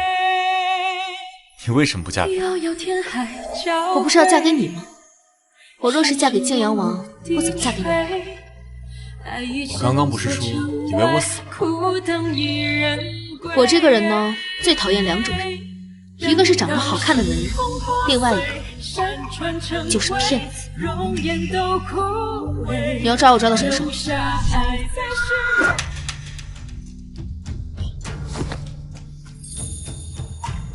那好的，不要再弄丢了。谁要你的玉佩啊？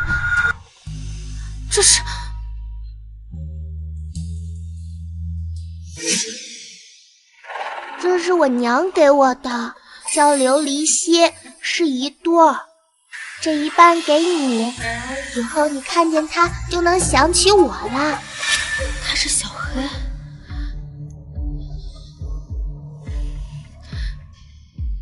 看在这个玉佩这么值钱的份上，我留着吧。下次见到他再收拾他。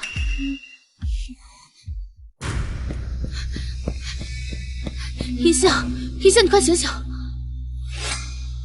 姑娘，你怎么会倒在这里啊？奴婢回去拿披风，大姑娘身边的小丫鬟告诉奴婢说姑娘来这边了，然后奴婢就找过来。这走着走着，突然脖子一疼，然后就晕倒在这儿了。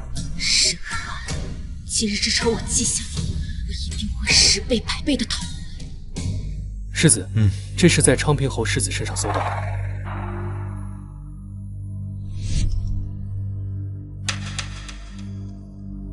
真是有心栽花花不开，无心插柳柳成荫呢。走。是。昨日寿王府春日宴，文国公府和昌平侯府的夫人对二小姐的表现赞不绝口，说要来府里提亲呢。哦，祖母，我不嫁。哎呦，我们春日宴的魁首回来了。祖母，哎呀，祖母不会轻易把你许配给别人的。祖母，有件事情我忘了和您说了。母亲给我托梦说，一定要满16岁之后才能嫁人，否则会出坏事的。能出什么坏事？你这及笄都半年多了，就算是今天提亲，等人过府下聘，在这一耽误也就半年了。等满16，未免太迟了些。是啊，妹妹，你就算是不想嫁人，也不用编出这样的鬼话。你当祖母傻了吗？不好了，老夫人，文国公下朝回府的路上，抬轿子的小厮不知怎么给摔了，把文国公从软轿里摔了出来，扭伤了胳膊。什么？老夫人，昌平侯府世子在街上惊马，连人带马掉河里了。什么？老夫人，现在外面都在传我们家姑娘克夫。胡说！这种事以后不许再说了，你们都给我下去。是。你们也都给我退下吧。是。难道堂儿说的是真的？江氏真的让她16岁以后才能嫁人？可是这寒儿和堂儿是双生子呀。若堂儿如此，那寒儿该不会……那泾阳王世子不用冲洗就好了，也是因为寒儿她不嫁了。阿弥陀佛！这该死的沈堂，明明是他克夫，现在害得我也被连累。现在外面都在传，说我跟他一母同胞，说我也是克夫相。你这么生气干嘛？就算那个沈堂克夫，你也不会克夫的。你可是我亲生的，早早比他多了1个时辰出生，所以说你不会克服的。明天啊，我去找人给沈棠算上一卦，他的肯定没你的好。小姐，你怎么被人骂克夫还这么高兴啊？不用嫁人了，当然高兴。滚出去！滚出去！这可是我们昌平侯世子的孟宝阁，岂是你们这种北蛮人能进来？你们放干净一点！我家主子可是宁王府世子，开门迎客，凭什么不让我们进？管他什么宁王北王的，来了京都的地儿就要听我们昌平侯府的。我们世子爷说了不让进，就是不让进。他不让进，我带你进。沈二姑娘，这莫宝阁我们沈家有一个，现在可以让这位公子进了吗？这，如果你们家世子有什么意见，让他当面跟我说。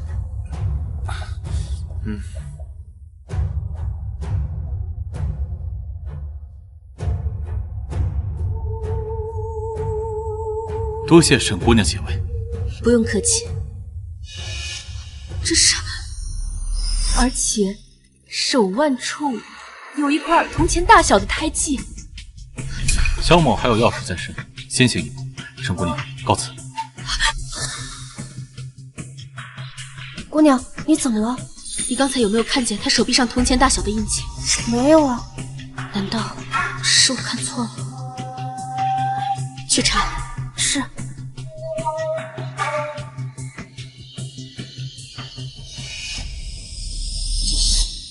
这是母亲当年的陪嫁《九峰血迹图》，是周顾大师的真迹，怎么会出现在这里？这幅画是谁送过来的？是平远侯府的二太太。什么？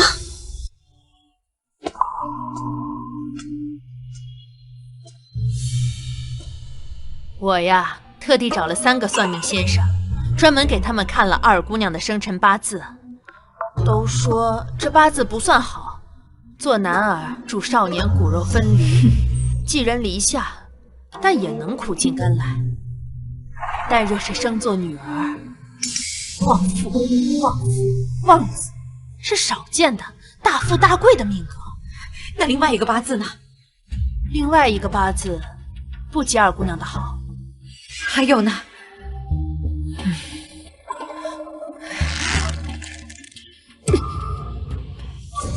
你不是一直想给你儿子娶个好媳妇儿吗？我把二姑娘许给他如何？真的？那怎么好意思呢？我那儿子不学无术的。你我可是妯娌，你又为我做了这么多的事情，不过是嫁一个姑娘而已。3日之后，柔家郡主生辰宴，到时候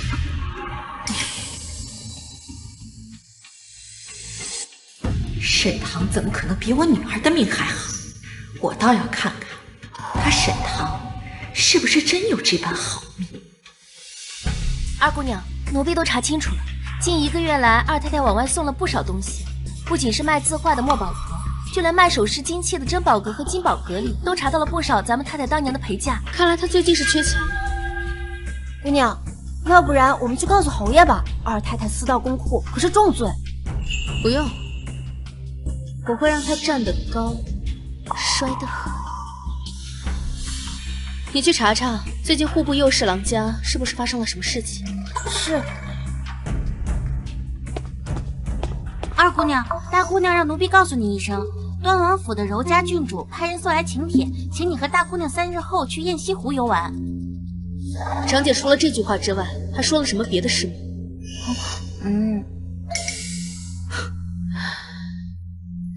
姑娘，无事献殷勤，恐怕有诈。我大概知道是出什么事了。秋桐，你去把我妆帘里那只白鹤玉簪拿出来，给柔家郡主送过去。是。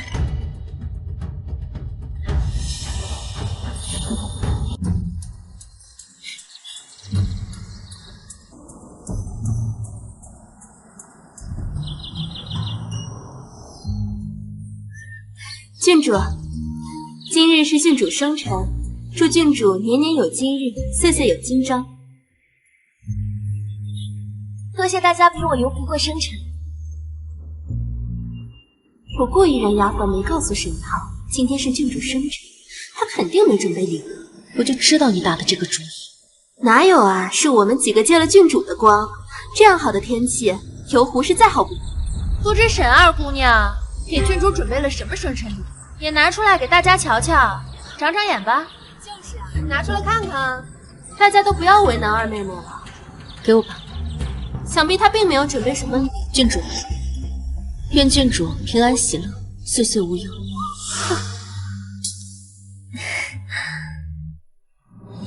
是我最喜欢的白玉发簪，谢谢唐姐姐，快给我戴上。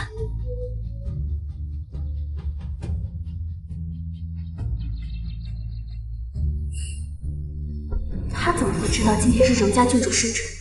我明明没有告诉你。上辈子嫁入晋阳王府里，我就和荣家成了好姐妹。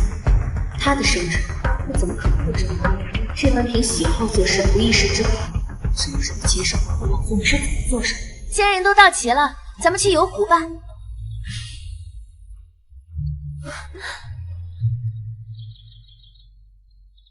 得意时等王公子一到，就是你的死期。难得有空，你竟陪我们游湖喝酒。他不是没空，是没心情。怎么回事？他呀，这是被抛弃了。你不知道他刚回京那2天脸有多臭？别招打啊！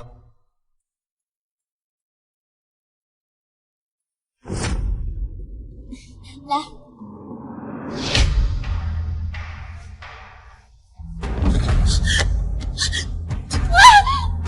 姑娘，救命！我不会水，救我呀！不好了，十万小姐落水了！十万小姐落水了！姑娘，快过来！危险！我救命！你母亲居然下水救人了！看来有人是真灾。有没有人啊？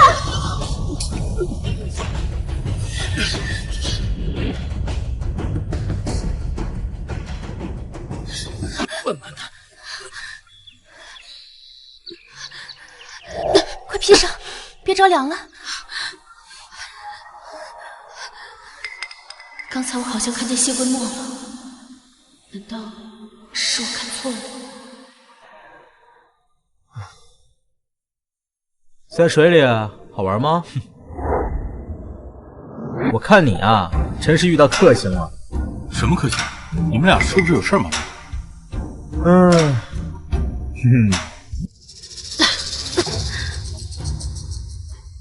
搅了郡主的生辰宴，实在是对不住。还好你们没事，不然我得愧疚一辈子。刚才姑娘落水的时候，我看得清清楚楚，是李姑娘推的呀。那个王大少爷，一看就是冲着我来的。还好上辈子跟谢桂墨学会了符水，不然被他救下失了清白。现在失魂落魄的人就是我了。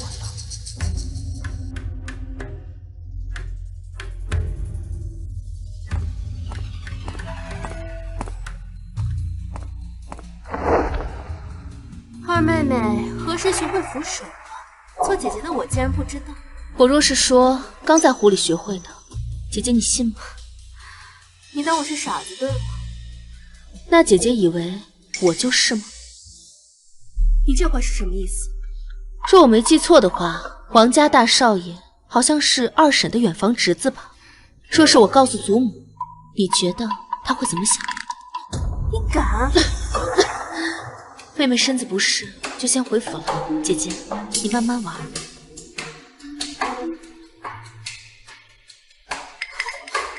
该死的事，我不会放过你。这可是你逼我的。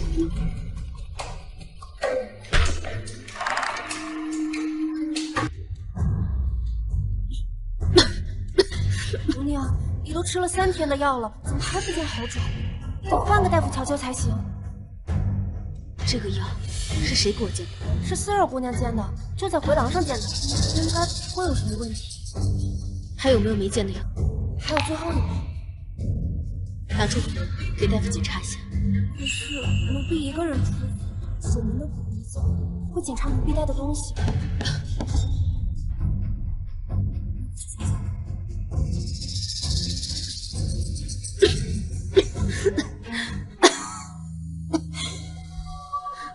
只是落个水而已，怎么变得这么严重？你怎么来了？我来看看你。谁要你看？还在生气呢？为一个脸都看不到的陌生人生气，犯不着。现在还不是时候。我查清楚这个连锁贪污疑，我就把面具摘了。见见。你是皇上身边的人，算是吧。你说为什么找不到？原来这么多年他一直在皇上身边。前世我死的时候，长平侯府几个弟弟在禁令之上被封为国公，他应该那时候就死了。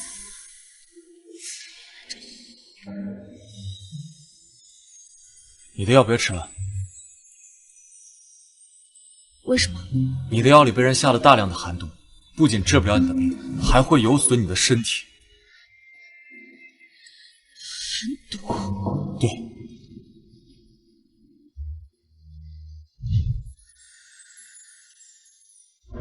吃吧，不苦，甜的。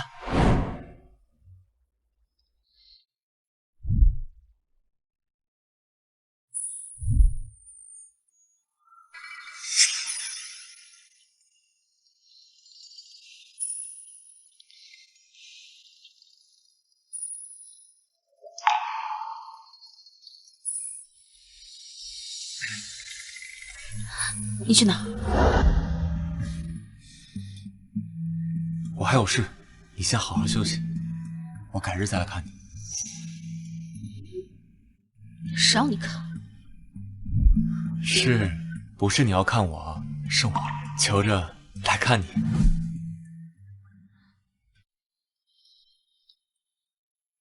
今日京都都不太平，我把陈氏留给你，你有什么事情就吩咐他去做。哎，等一下。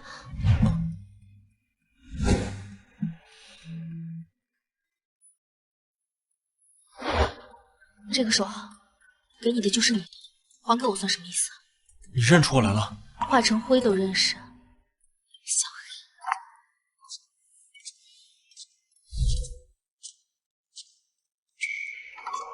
黑。世子爷，该出发了。我当时不是不辞而别，等我回来再跟你解释。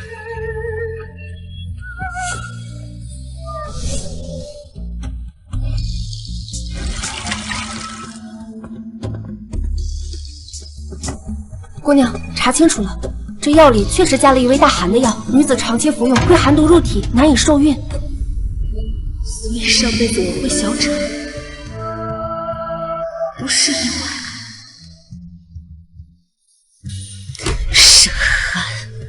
还有一件事，您之前让我打听的宁王世子，他怎么了？奴婢打听到宁王世子并非宁国公亲生的，好像是被捡来的。捡来的？是。你的亲二哥刚出娘胎就被活埋了，还有你那才满4岁就在花灯会上丢了的大哥，也都不是意外。不过他倒是命大。竟然还活着，难怪沈寒上辈子说我找不到大哥，原来他根本不在京都。你想办法约宁王世子出来，就说我有要事找他。是。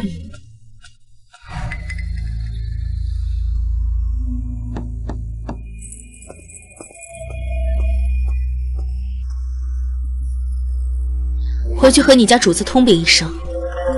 让他不要让我二叔坐上户部侍郎的位置。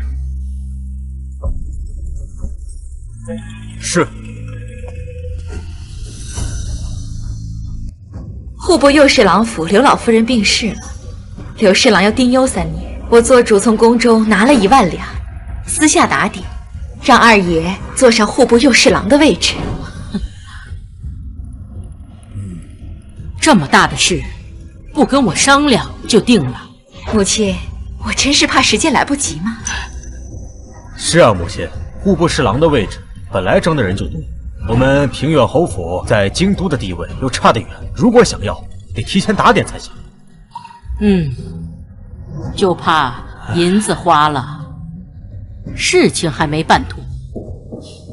母亲，您放心，这拿银子的人啊，都是我娘家信得过的人，保证安排的是妥妥当当的。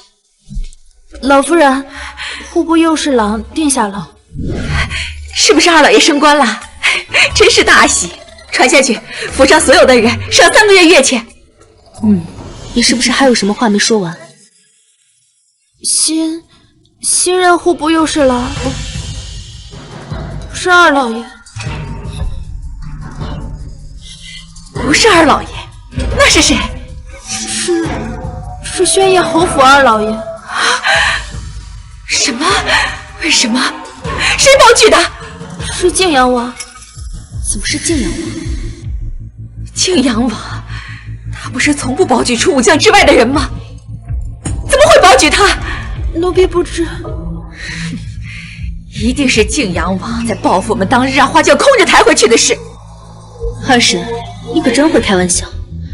你前后花了1万多两银子都没有摆平的事儿，我在晋阳王府的地位，应该不止这1万两银子吧？你好了，晋阳王是何等的身份啊？怎么会做出这样惹人非议的事？他要是想报复我们，还用得着这么拐弯抹角的吗？要怪就怪你们做事没个定律，这事情还没搞清楚之前就大肆宣扬出去，这花出去的银子打了水漂了吧？这钱就算在二房的头上，这个月就给我填补亏空。什么？你要是填不上，你就把管家的钥匙交出来，我换别人来管。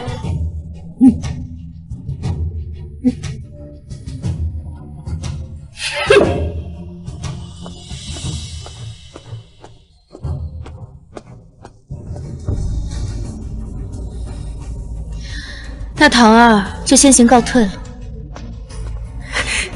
说，是不是你搞的鬼？二婶，我还是那句话，你与其怀疑我，不如好好想想怎么填补这1万两的亏空。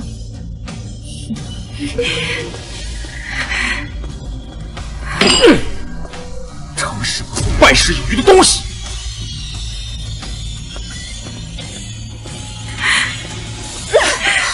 现在就发火，精彩的还在后面。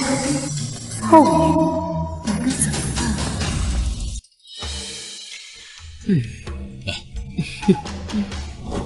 唐儿给祖母、父亲请安。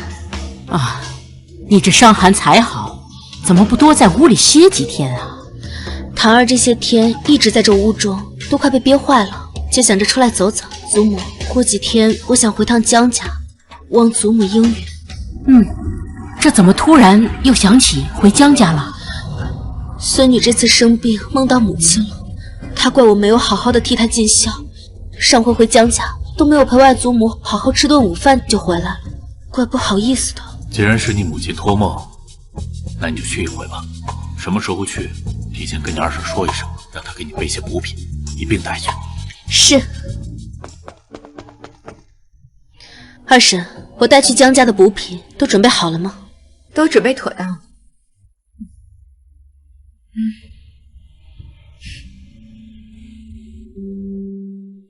后院的钱都被我拿去填补了公库的亏空，哪有钱给你准备什么好东西？哎，既是送礼，就到了再拆吧。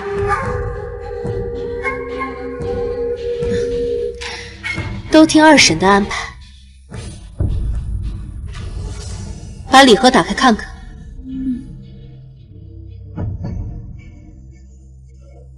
这燕窝不错，比老夫人平日里吃的都要好。啊，这上面怎么全是燕子毛啊？走吧，跟我去见父亲。这是怎么了？父亲，可不可以借女儿100两银子？我还以为是何事呢。来，这是1000两，拿去。女儿只要100两就够了。这是父亲给你的，以后没钱了就告诉父亲。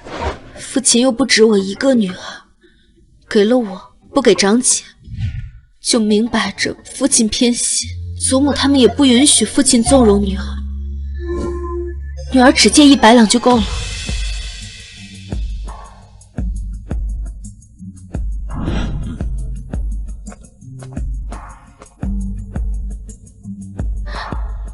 谢父亲。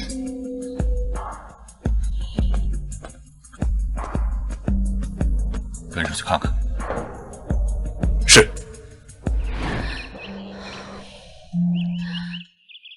银杏，你拿着这些钱去珍宝阁买4000虫草，2两燕窝。对了，再买上1两鹿茸。是。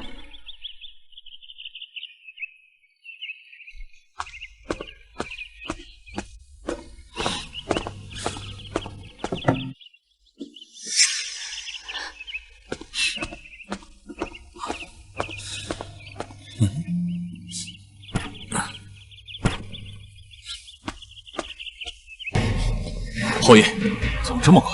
二姑娘向侯爷借了100两，让丫鬟去珍宝阁重新买了几样补品，然后把侯府给她准备的扔了。打开。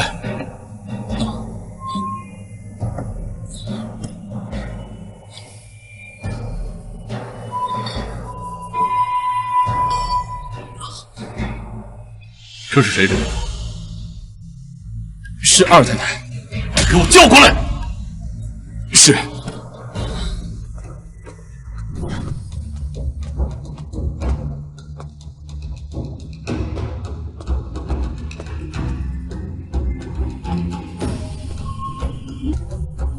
小姐回来了。侯爷让二姑娘回府后去书房见她。走。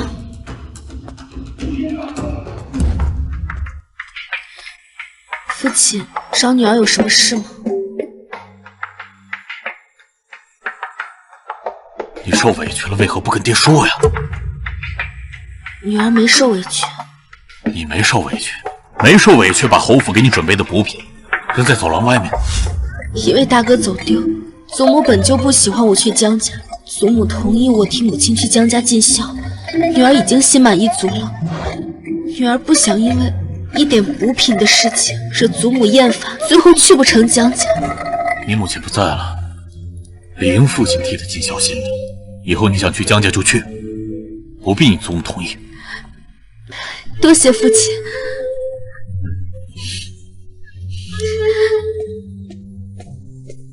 下午老爷知道了二太太在李和尚动手脚的事，非常生气，告诉了老太太。老太太让二太太在佛堂罚跪不说，还让她抄300遍家规，一遍都不能少。姑娘，您这招瓮里捉鳖可真是高明。走吧，回清怡院。是。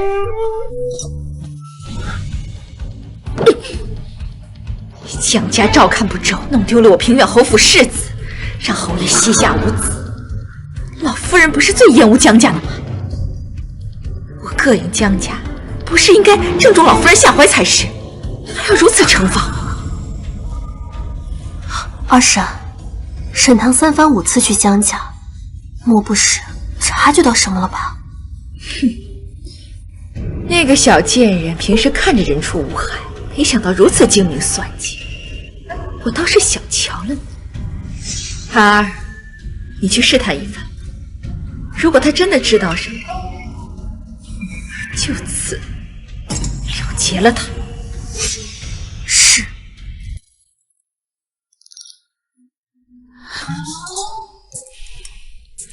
你又来做什么？你怎么知道昌平侯府贪污的赈灾银藏在哪里？我娘，她梦里告诉我的。又会舞剑，又会浮水，又能知道户部侍郎要告牒。你娘当真什么都知道？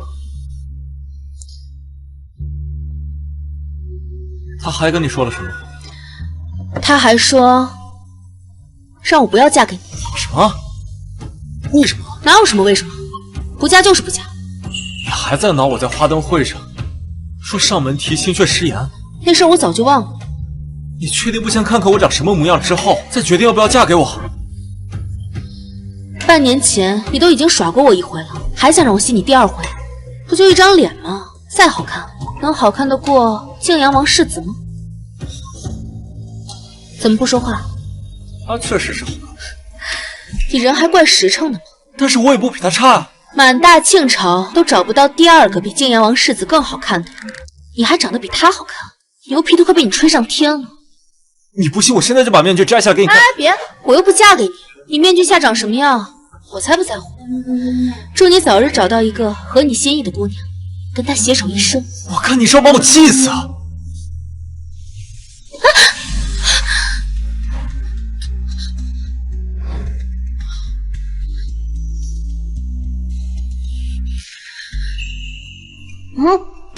妹妹，睡了吗？你放开我！你嫁不嫁？我不嫁！放开我！桃儿，你把门开一下。嫁不嫁？我嫁总行了吧？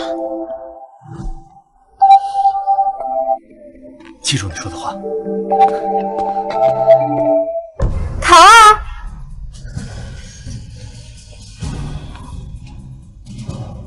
妹妹竟然没睡，锁着门干什么？长姐，你大可以大胆点猜，我有可能是与别的男人私会。胡说什么？你不要情约了，我还要你。长姐，你这是找我有什么事吗？是你跟父亲告状，连累祖母挨数落，还让二婶被罚着去佛堂抄家规。连累祖母挨数落的不是我，是二婶，而且也不是我向父亲告状。你跟父亲借钱买补品，这跟告状有何区别？所以长姐是来替二婶打抱不平的了。我这二妹妹一向任性，但你看清楚，大哥丢失至今杳无音信，现在父亲膝下连个庶子都没有，将来继承平远侯府的就是二房。你这般对二婶，对妹妹你没有好处。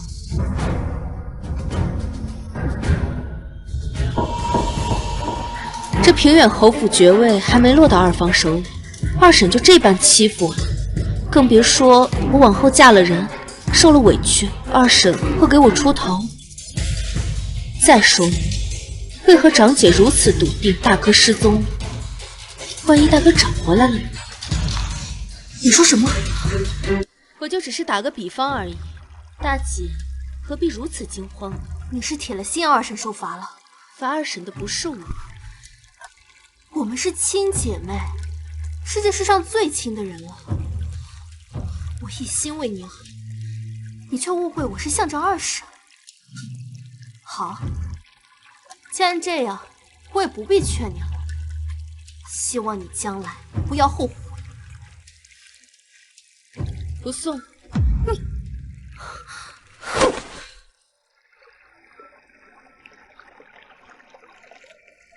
姑娘今天跟他撕破脸皮，难保他不会做出什么事情来加害姑娘。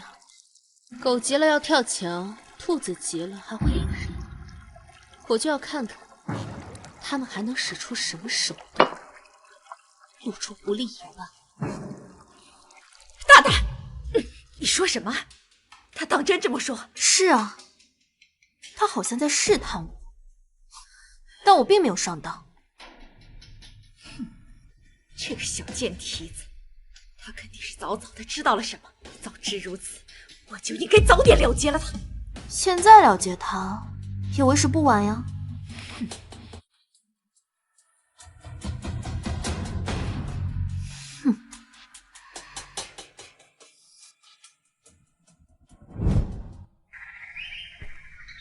姑娘的病还没好，这么心急，去给老夫人请安做什么？晚几日去，老夫人是不会怪你的。近来倒霉的事一件又一件，我们图个心安，去大昭寺上香祈福。可是姑娘刚落水，侯爷说了，能不出门就不出门，老夫人肯定是不同意的。不让我去，我也得去。母亲不在了，父亲又忙，这事我若是不去做的话，还能指望谁呢？我自己出事也就罢了，主要是就怕祸及父亲和祖母。姑娘慢点。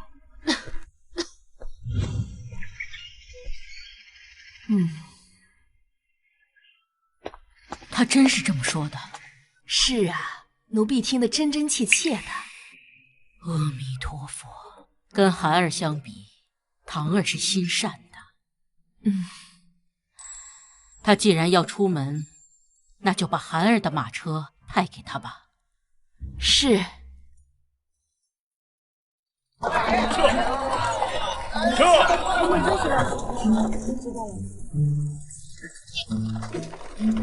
不是料事一事，还是在祖母的心里，只有听话和不听话。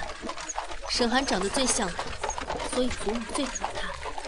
可是现在，沈寒一心只向着二太太，你猜祖母现在会怎么想？她只会觉得她精心培养出来的人是一匹白眼狼。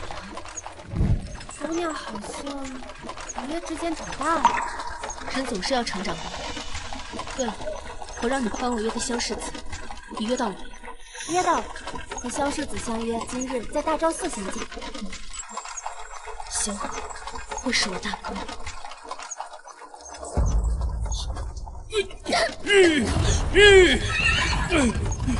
小心！不好！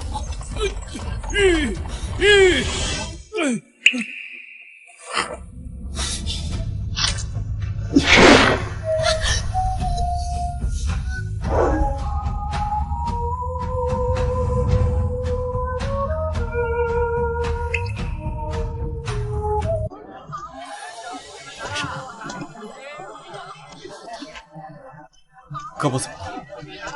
好痛。没断，只是脱臼了。你忍一下，我帮你接上。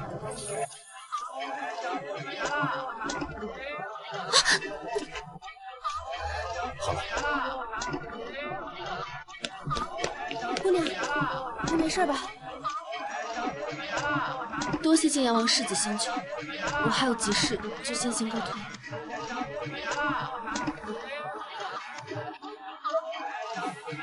这要想救个人，还真不容易。陈七，去查一下，今日马匹为什么会发疯。等等，再去查一下，他到底约了谁在大昭寺见面。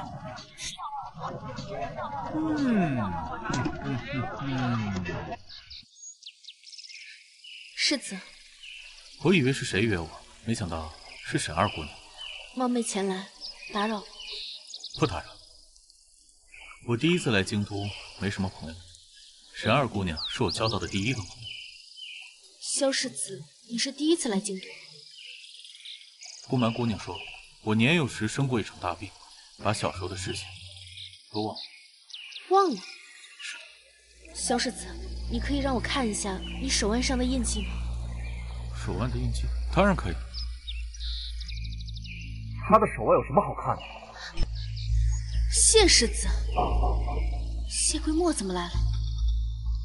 你跟他很熟吗？就私下见面？又是这个臭脾气，上辈子跟我说话就夹枪带棒，这辈子还是这样，比跟谢世子熟。孤男寡女在这里相处，成何体统？我与谁在一起，就不劳您费心，你管不着。萧世子，我还有事，就先行告退了。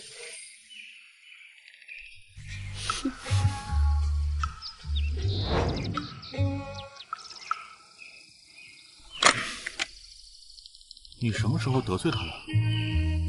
我怎么知道？为什么我戴着面具的时候，他对我态度这么好？摘下面具，对我这么冷淡？难不成不喜欢我这种人？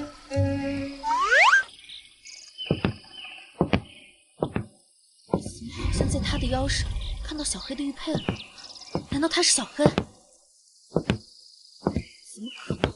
一定是我看错了，他不可能是小黑。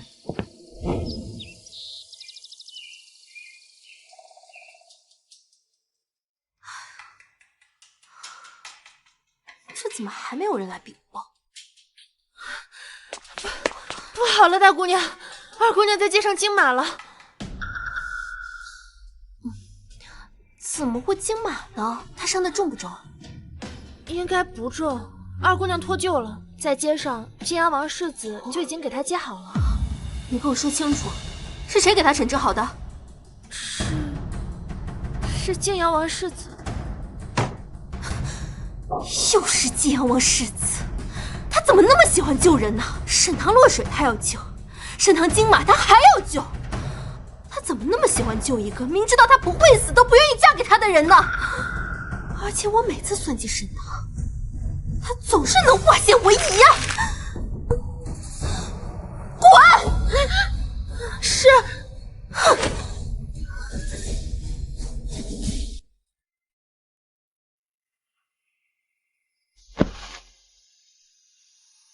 外面都传晋阳王世子救姑娘，是为了还姑娘价值。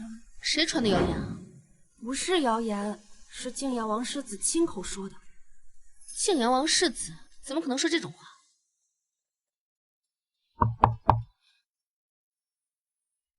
你先下去吧。是。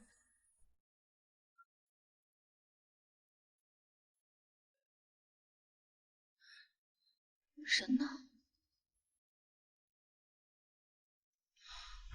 你怎么知道他不会说那种话？你吓死我了！你还没有回答我的问题。什么问题啊？为什么晋阳王世子救你是为了还你不嫁之恩？他确实欠我一份不嫁之恩。理由？你愿意让一个不喜欢的姑娘霸占你的正妻之位吗？不愿意啊。这不就结了？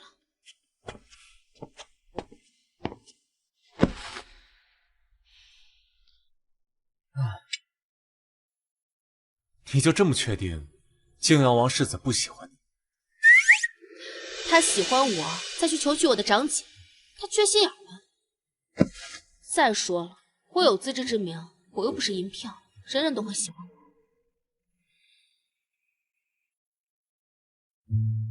那我上次帮了你一个忙，你是不是应该想一下怎么谢我？你想让我怎么谢？哦，这个。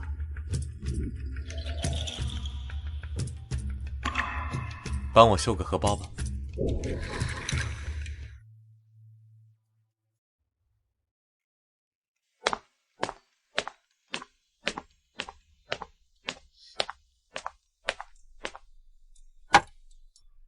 姑娘，怎么在绣腰带？这是绣给谁的啊？表哥这不是马上要过生辰了，我绣个腰带给他当生辰礼。怪不得，姑娘的手艺活是越来越好了。你别笑了，快去帮我准备些茶水来，我渴了。是，奴婢这就去。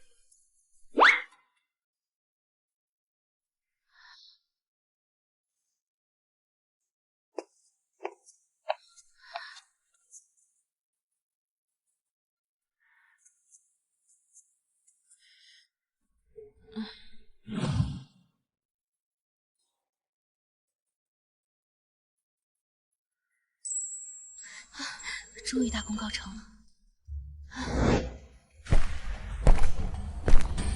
我说你怎么一个荷包绣了3天还没绣好？原来是在给你表哥绣腰带啊！这又是给哪个表哥绣的？我在和你说话，当着我的面都能走神。这个腰带不是给表哥绣的，那你是给哪个野男人绣的？你先给我。这条腰带是给你绣的。你帮了我这么大一个忙，我想着绣一个荷包太简单了，所以就给你绣了这个腰带。只不过被银杏发现了，所以我只能拿表哥敷衍他了。原来如此。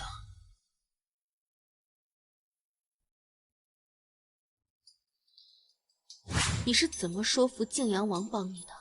你就没有一丁点怀疑我就是晋阳王世子？不可能的事儿，我有什么可怀疑的？这么笃定？那你是吗？你不希望我是他？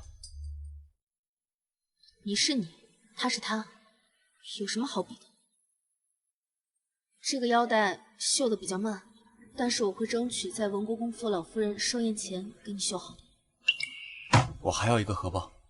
你就非要荷包不可吗？你果然不愿意给我绣荷包。行行行，绣个荷包又不费功夫，我晚点绣好给你吧。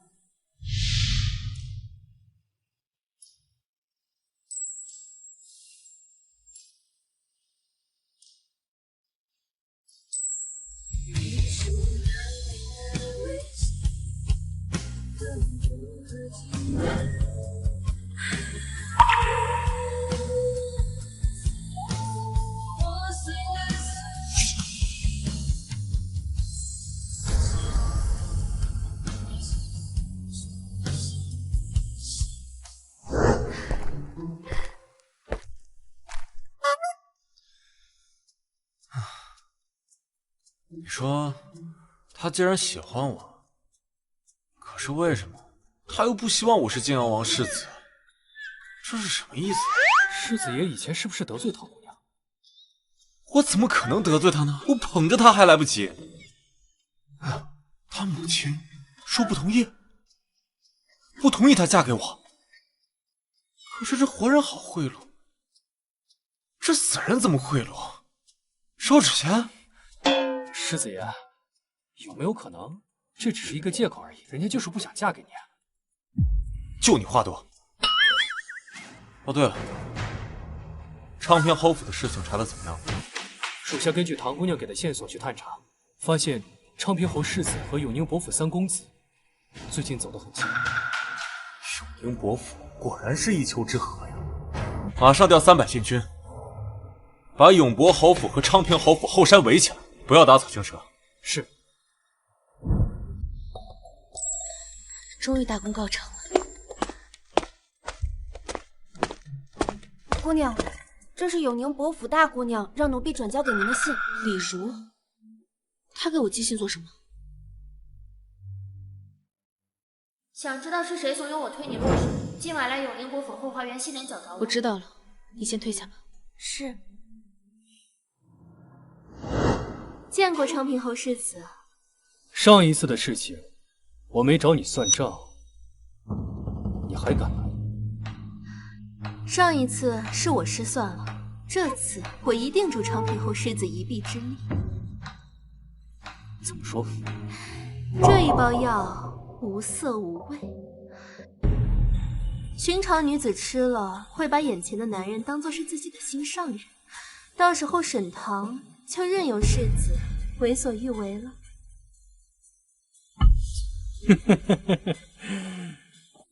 你可真够心狠的。沈棠是你的亲妹，你屡次三番的想把她送到我的床上，怎么？她也喜欢谢桂墨？我们两个的恩怨用不着你管，世子只需要照做就是了。行，本世子就帮你这一次，既能获得佳人，又能看到谢桂墨吃饼，何乐而不为呢？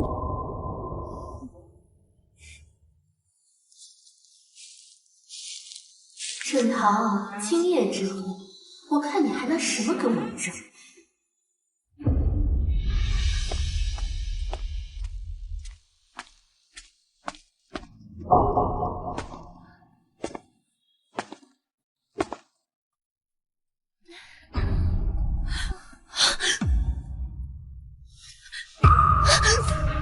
别叫，是我。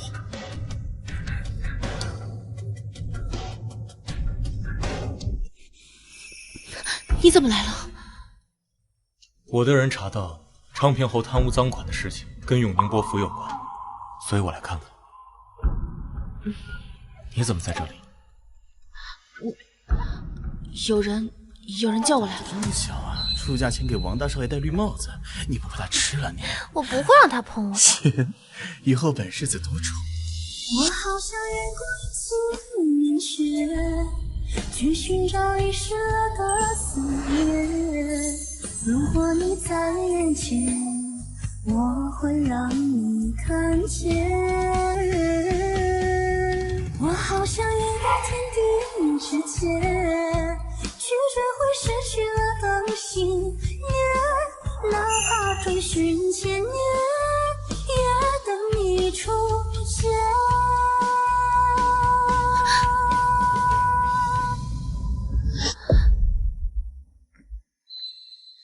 别说话，我悄悄带你出去。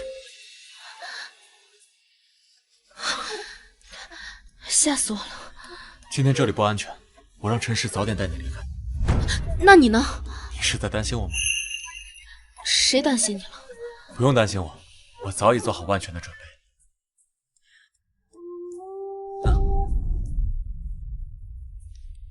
回去好好休息，明天见。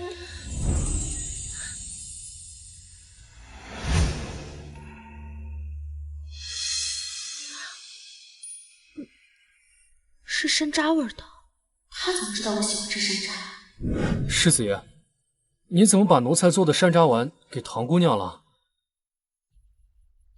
有什么不能给的？山楂现在可是很金贵的。这够吗？够了，够了。站住！刚才在假山后的人，是不是你？你别装，就算你的声音化成灰烬，我也照样认得出。不过你放心，我来不是为了拆穿你的，我只是想告诉你，那日指使我推你下水的，是你大姐。我知道，你知道？哼，看来是我小瞧你了。不过有件事你肯定不知道，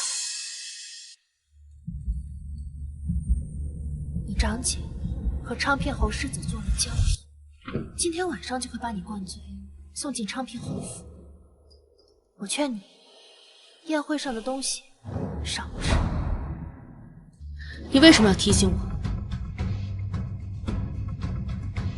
你长姐害我至此，我也不能让她后悔。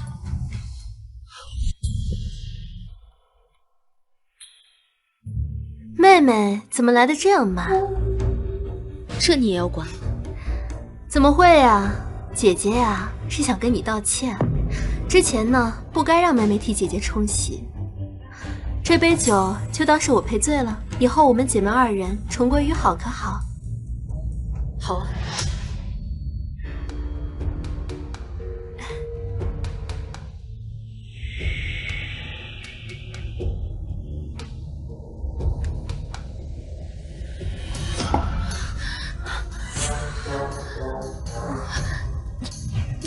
还真是我的好妹。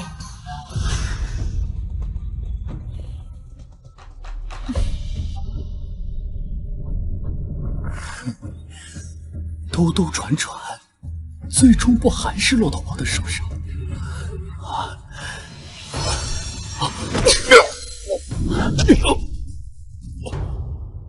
二姑娘，要怎么处置你？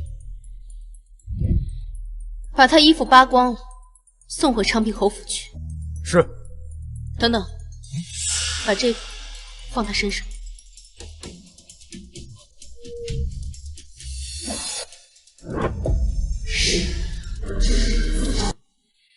老夫人，这二姑娘一夜未归，不会出了什么事吧？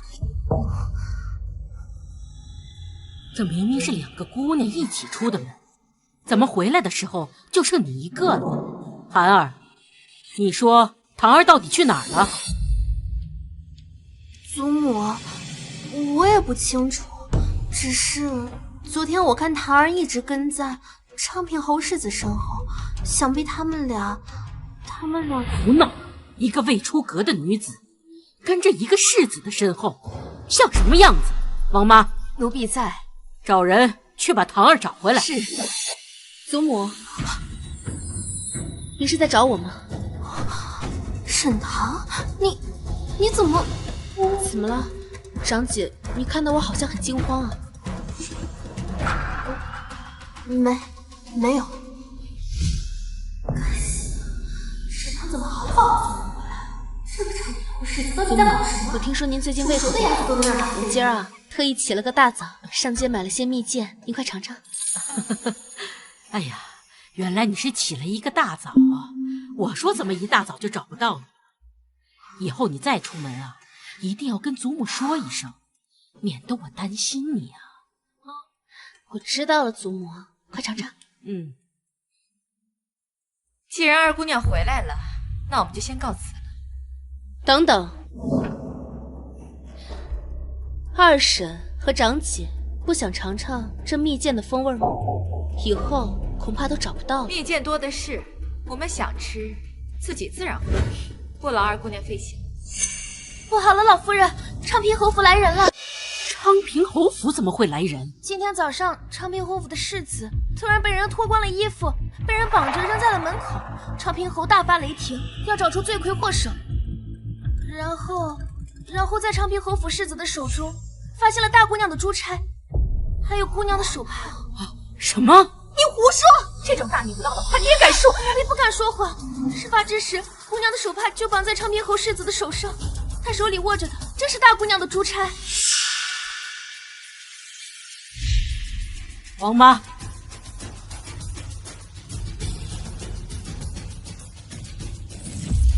老夫人，这真是大姑娘的东西，这手帕上还绣个寒字。怎么可能呢？孩儿的珠钗怎么会在世子手里？还有手帕这种这么私密的东西？这个丫头，你再敢胡说，信我修撕你的嘴！奴婢不敢胡说，回让奴婢告诉老夫人，昌平侯府震怒，状告了圣上。圣上说要我们彻底查清此事，还昌平侯府一个公道，否则我们平远侯府很有可能就保不住了。祖母，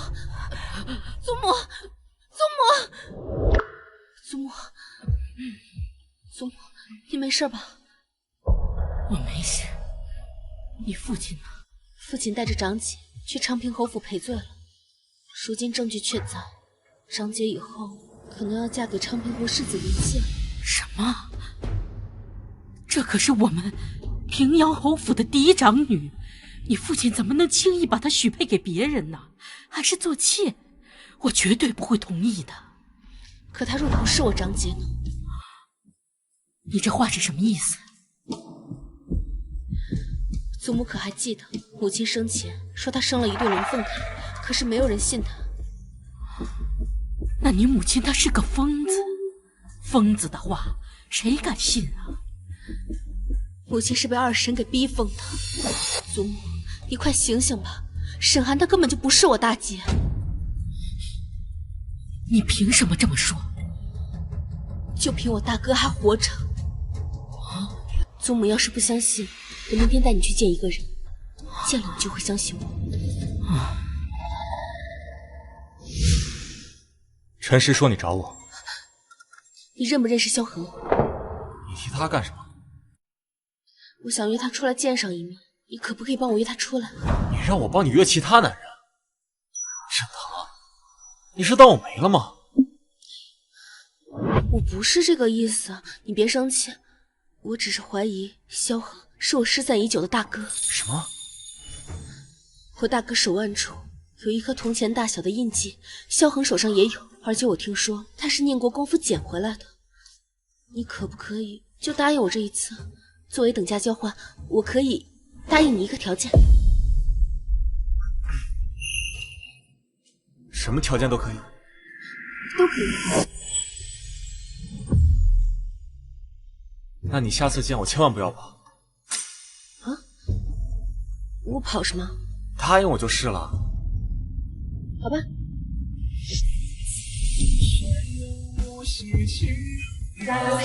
上吊一百不许。好了，明日后山凉亭等着。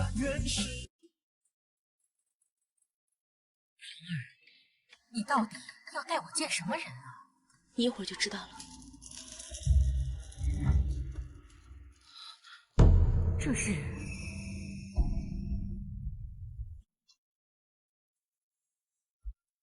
见过沈二姑娘。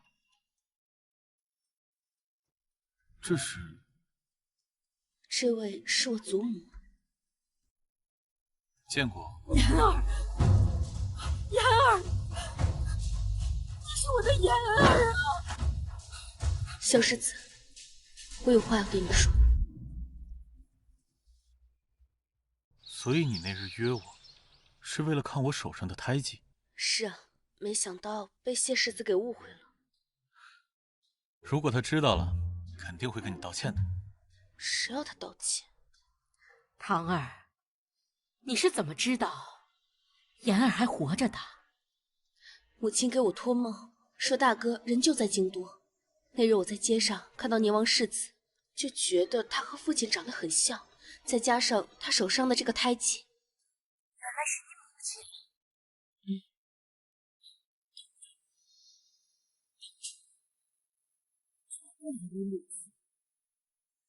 祖母，现在你该相信我了。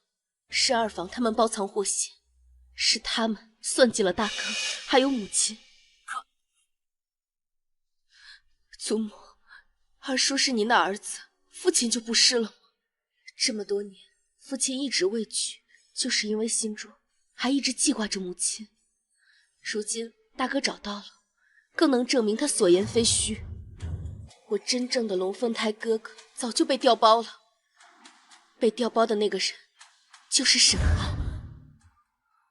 不是，你没有证据啊！我不仅有证据，我还有证人。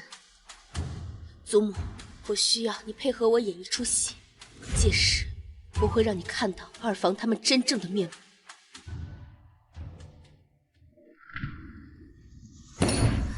这个沈涛竟然算计我！二婶，我不要做昌平侯世子的妾，我要做靖王侯世子妃。二婶，你帮帮我，帮帮我！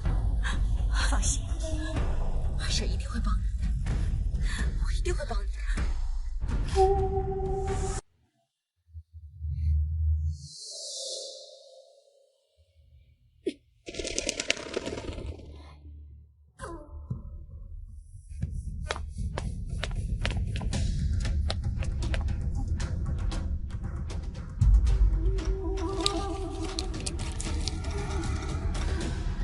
真是沉不住气。告诉祖母，计划可以开始了。是。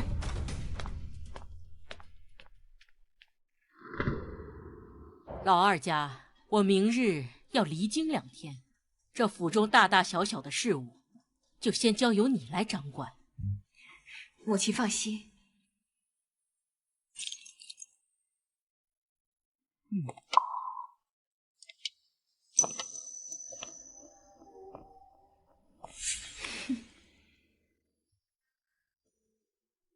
去见了萧恒，他怎么样了？和我想象的有些不太一样，他反应很平淡，而且他好像失去了小时候所有的记忆，一点都不记得我和祖母了。我第一次见萧恒的时候，还是在宁王府的死尸营里，他当时刚被宁王从难民窟里捡回来，见谁就咬，谁给他一口吃的，他就管谁叫娘。之后，宁王的世子去世了。宁王妃敏日以泪洗面，他总算和萧恒在一起。都怪我没有早一点找到大哥。这事情也不能怪你，你已经做了你该做的。那我现在该怎么办？现在已经不是你能管得了的。就算萧恒是你大哥，短时间内他也没有办法认祖归宗，还是得继续做宁王的世子。除非我的父亲去找宁老爷解释。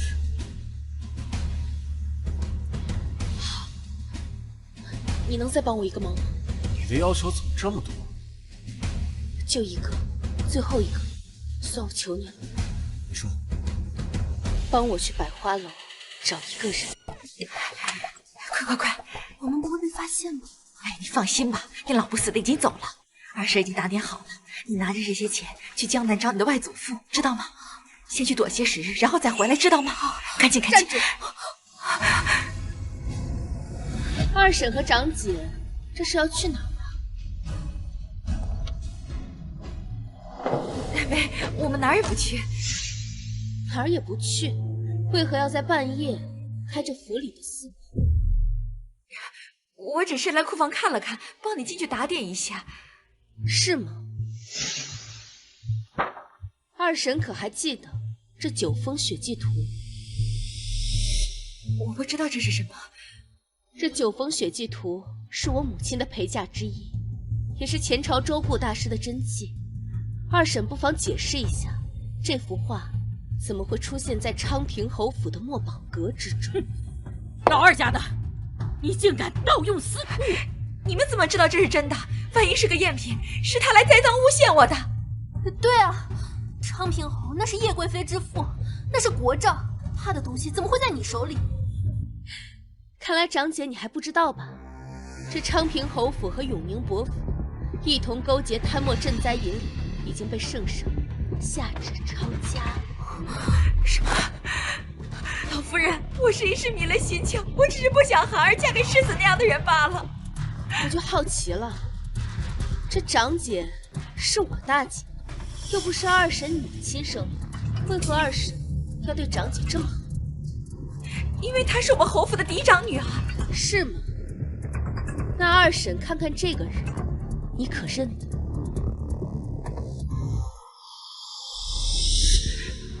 你是谁？二婶看起来很惊慌啊，莫非你是认出来了？不认识。你怎么会不认识他？当年可是你亲手将他给扔出去，他就是我大姑沈嫣。什么？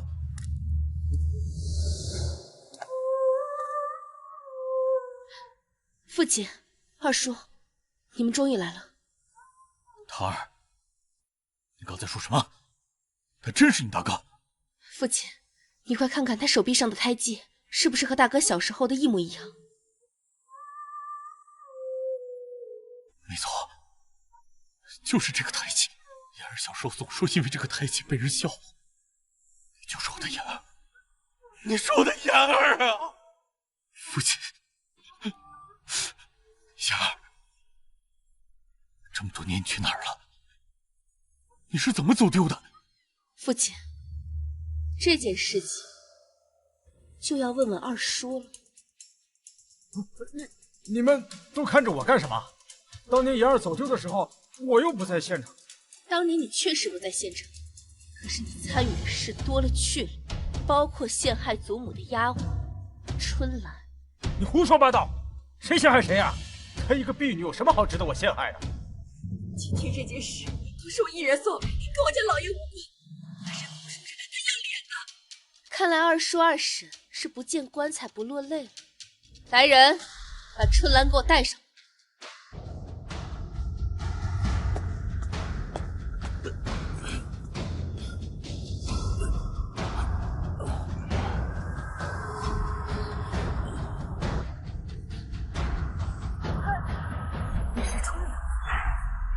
变成这副模样了。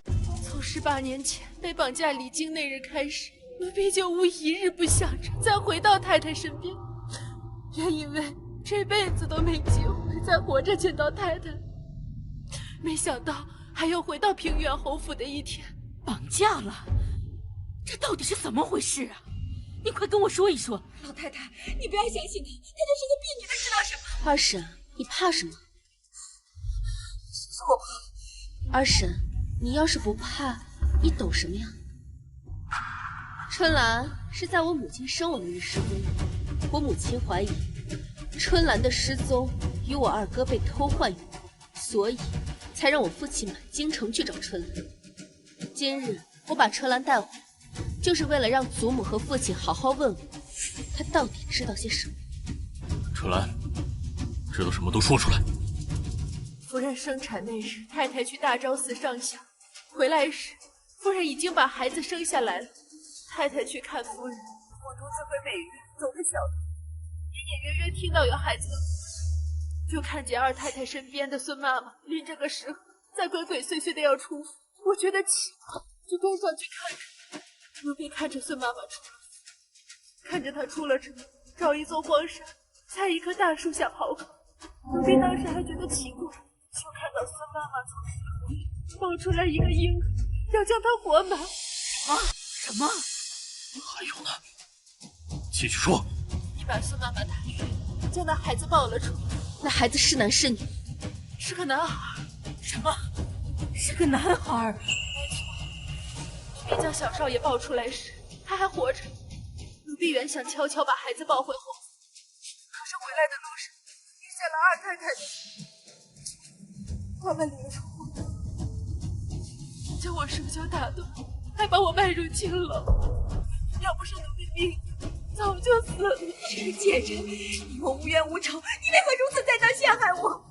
当年绑架奴婢的那几个人，一个叫滚刀肉，一个叫二狗子，还有一个叫瘦狗。他们3个害苦了奴婢，奴婢死也记得他们。我要是不信，只管派人去查。只要他们还有一个活着，就知道奴婢没有撒谎。来人，侯爷，去大理寺查查，有没有这3个人。给背后带过来。有的话，给背后带过来。是。老夫人，我跟大姐情同姐妹，侯爷，二姑娘的人将那地痞带进府了，带进来。是。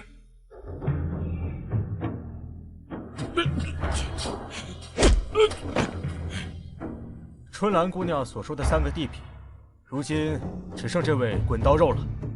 你们抓我来做什么？你可还记得我？15年前，在城外的荒山，你和另外2个地痞是不是追过一个临阵失和的丫鬟，还把她卖给了人牙子？此事你怎么知道？把事情一五一十的全部给我说出来。哼，你让我说我就说啊。那日，我和二狗子收皮后去荒山，我知道的我都说了。我不知道啊，见是个孩子我就没管。畜生！带走。是。快送他回去休息。春兰说出当年实情，你说他是受人指使，故意污蔑。如今地痞也找来了，你依旧认为他们是污蔑。不如我现在去大理寺敲鸣冤鼓，让大理寺的人好好查证。娘，我知道错了，这件事情是我做的，跟孩儿无关，你放过孩儿吧。你这个毒妇，害死大嫂，害得侯府家宅不宁，我今天就休了你！母亲，大哥，这一切都是那毒妇所为，和我没有任何关系啊！还请你们就事论事，不要误伤好人啊！沈明远，这一切都是你让我做的，是你自己得了热结症，再也生不出孩子，你让我想了这个办法，现在东窗事发，你就把所有的事情都赖在我的头上，你有没有良心？闭嘴！闭嘴！你这个蛇蝎心肠的女人！我和大哥乃是一母同胞的亲兄弟，怎么会做出这种事情来？大哥，母亲，这一切都是这个毒妇的谗言，儿子真的没做过。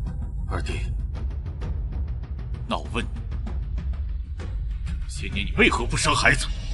我二叔的病在太医院都有明明白白的记载，二叔若是不承认，我大可以去找院士来跟你当面对质。不行，不能行！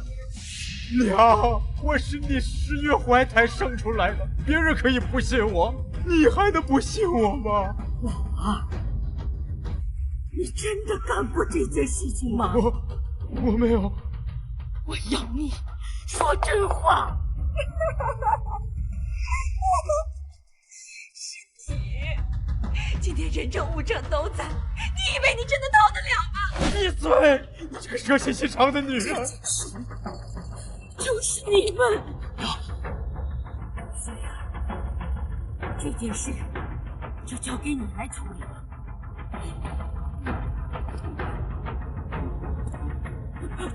娘，娘！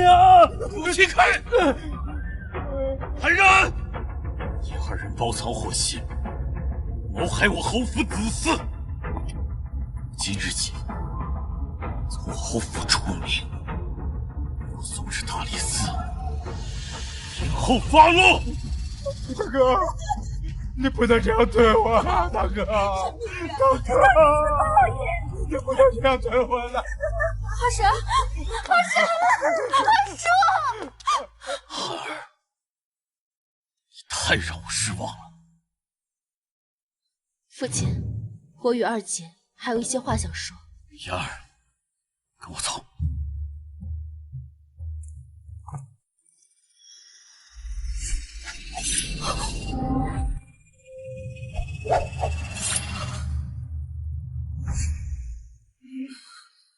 长姐，你这是要去哪儿啊？我是平远侯府嫡长女，昌平侯府侧妃。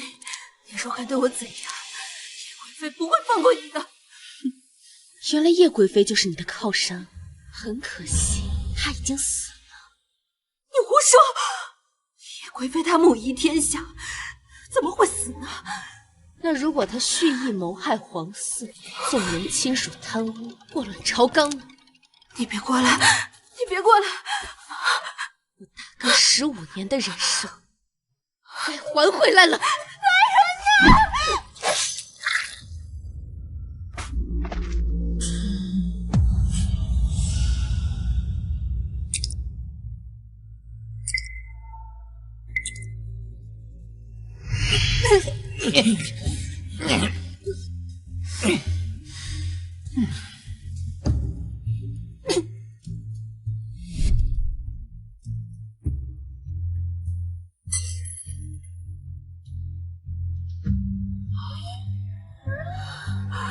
我是平原侯府嫡女，长平侯府侧妃。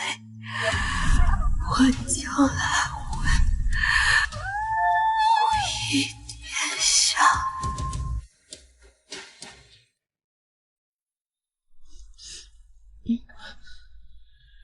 唐姑娘，我家主子说，明日花灯节，他会让你知道他是谁。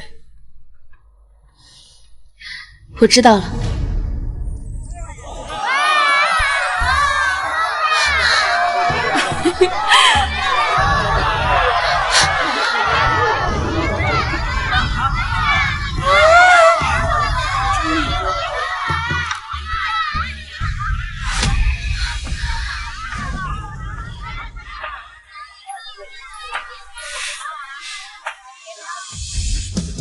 这誓言已是命中最美的相见。改日陪姑娘染新呢。笑容更是的你的脸，再一遍记起从前的一天一天，即便我不曾失联，记住我会在你身边。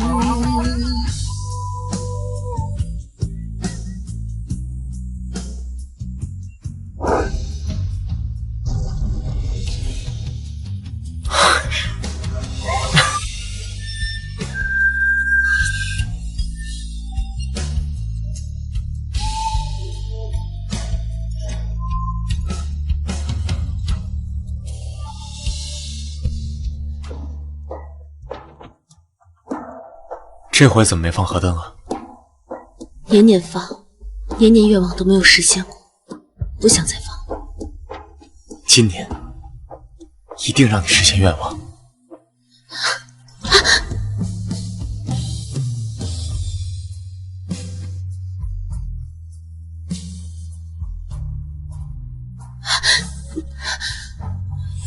你究竟是谁？你心里不是已经有答案了吗？我要你亲自告诉我。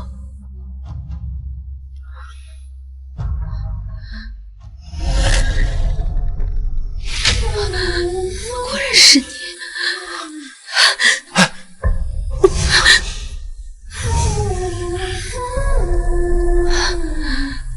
你不是答应过我你不会跑的吗？谢归墨，你耍我很好玩吗？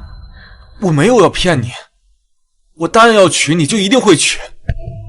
只是花灯会之后出了岔子，皇上和祖父安排我离京办事，事出很急，所以我就想着让祖父去平远侯府帮我提亲，可是没想到祖父弄错了。等我回到京城之后，满京都知道我与你长姐定亲了。知道事情弄错之后，我就赶紧想办法想要娶你。可是我千算万算都没有想到，我晋阳王府的花轿都抬到你门口，你居然守寡都不愿意嫁给我。那大昭寺的下签也是你弄的？对，对不起，我不是故意要骗你的。再给我一次机会，这次我一定会努力学习怎么爱一个人。谢归墨，你就只有这一次机会，你要是再弄丢我，我可就真的走了。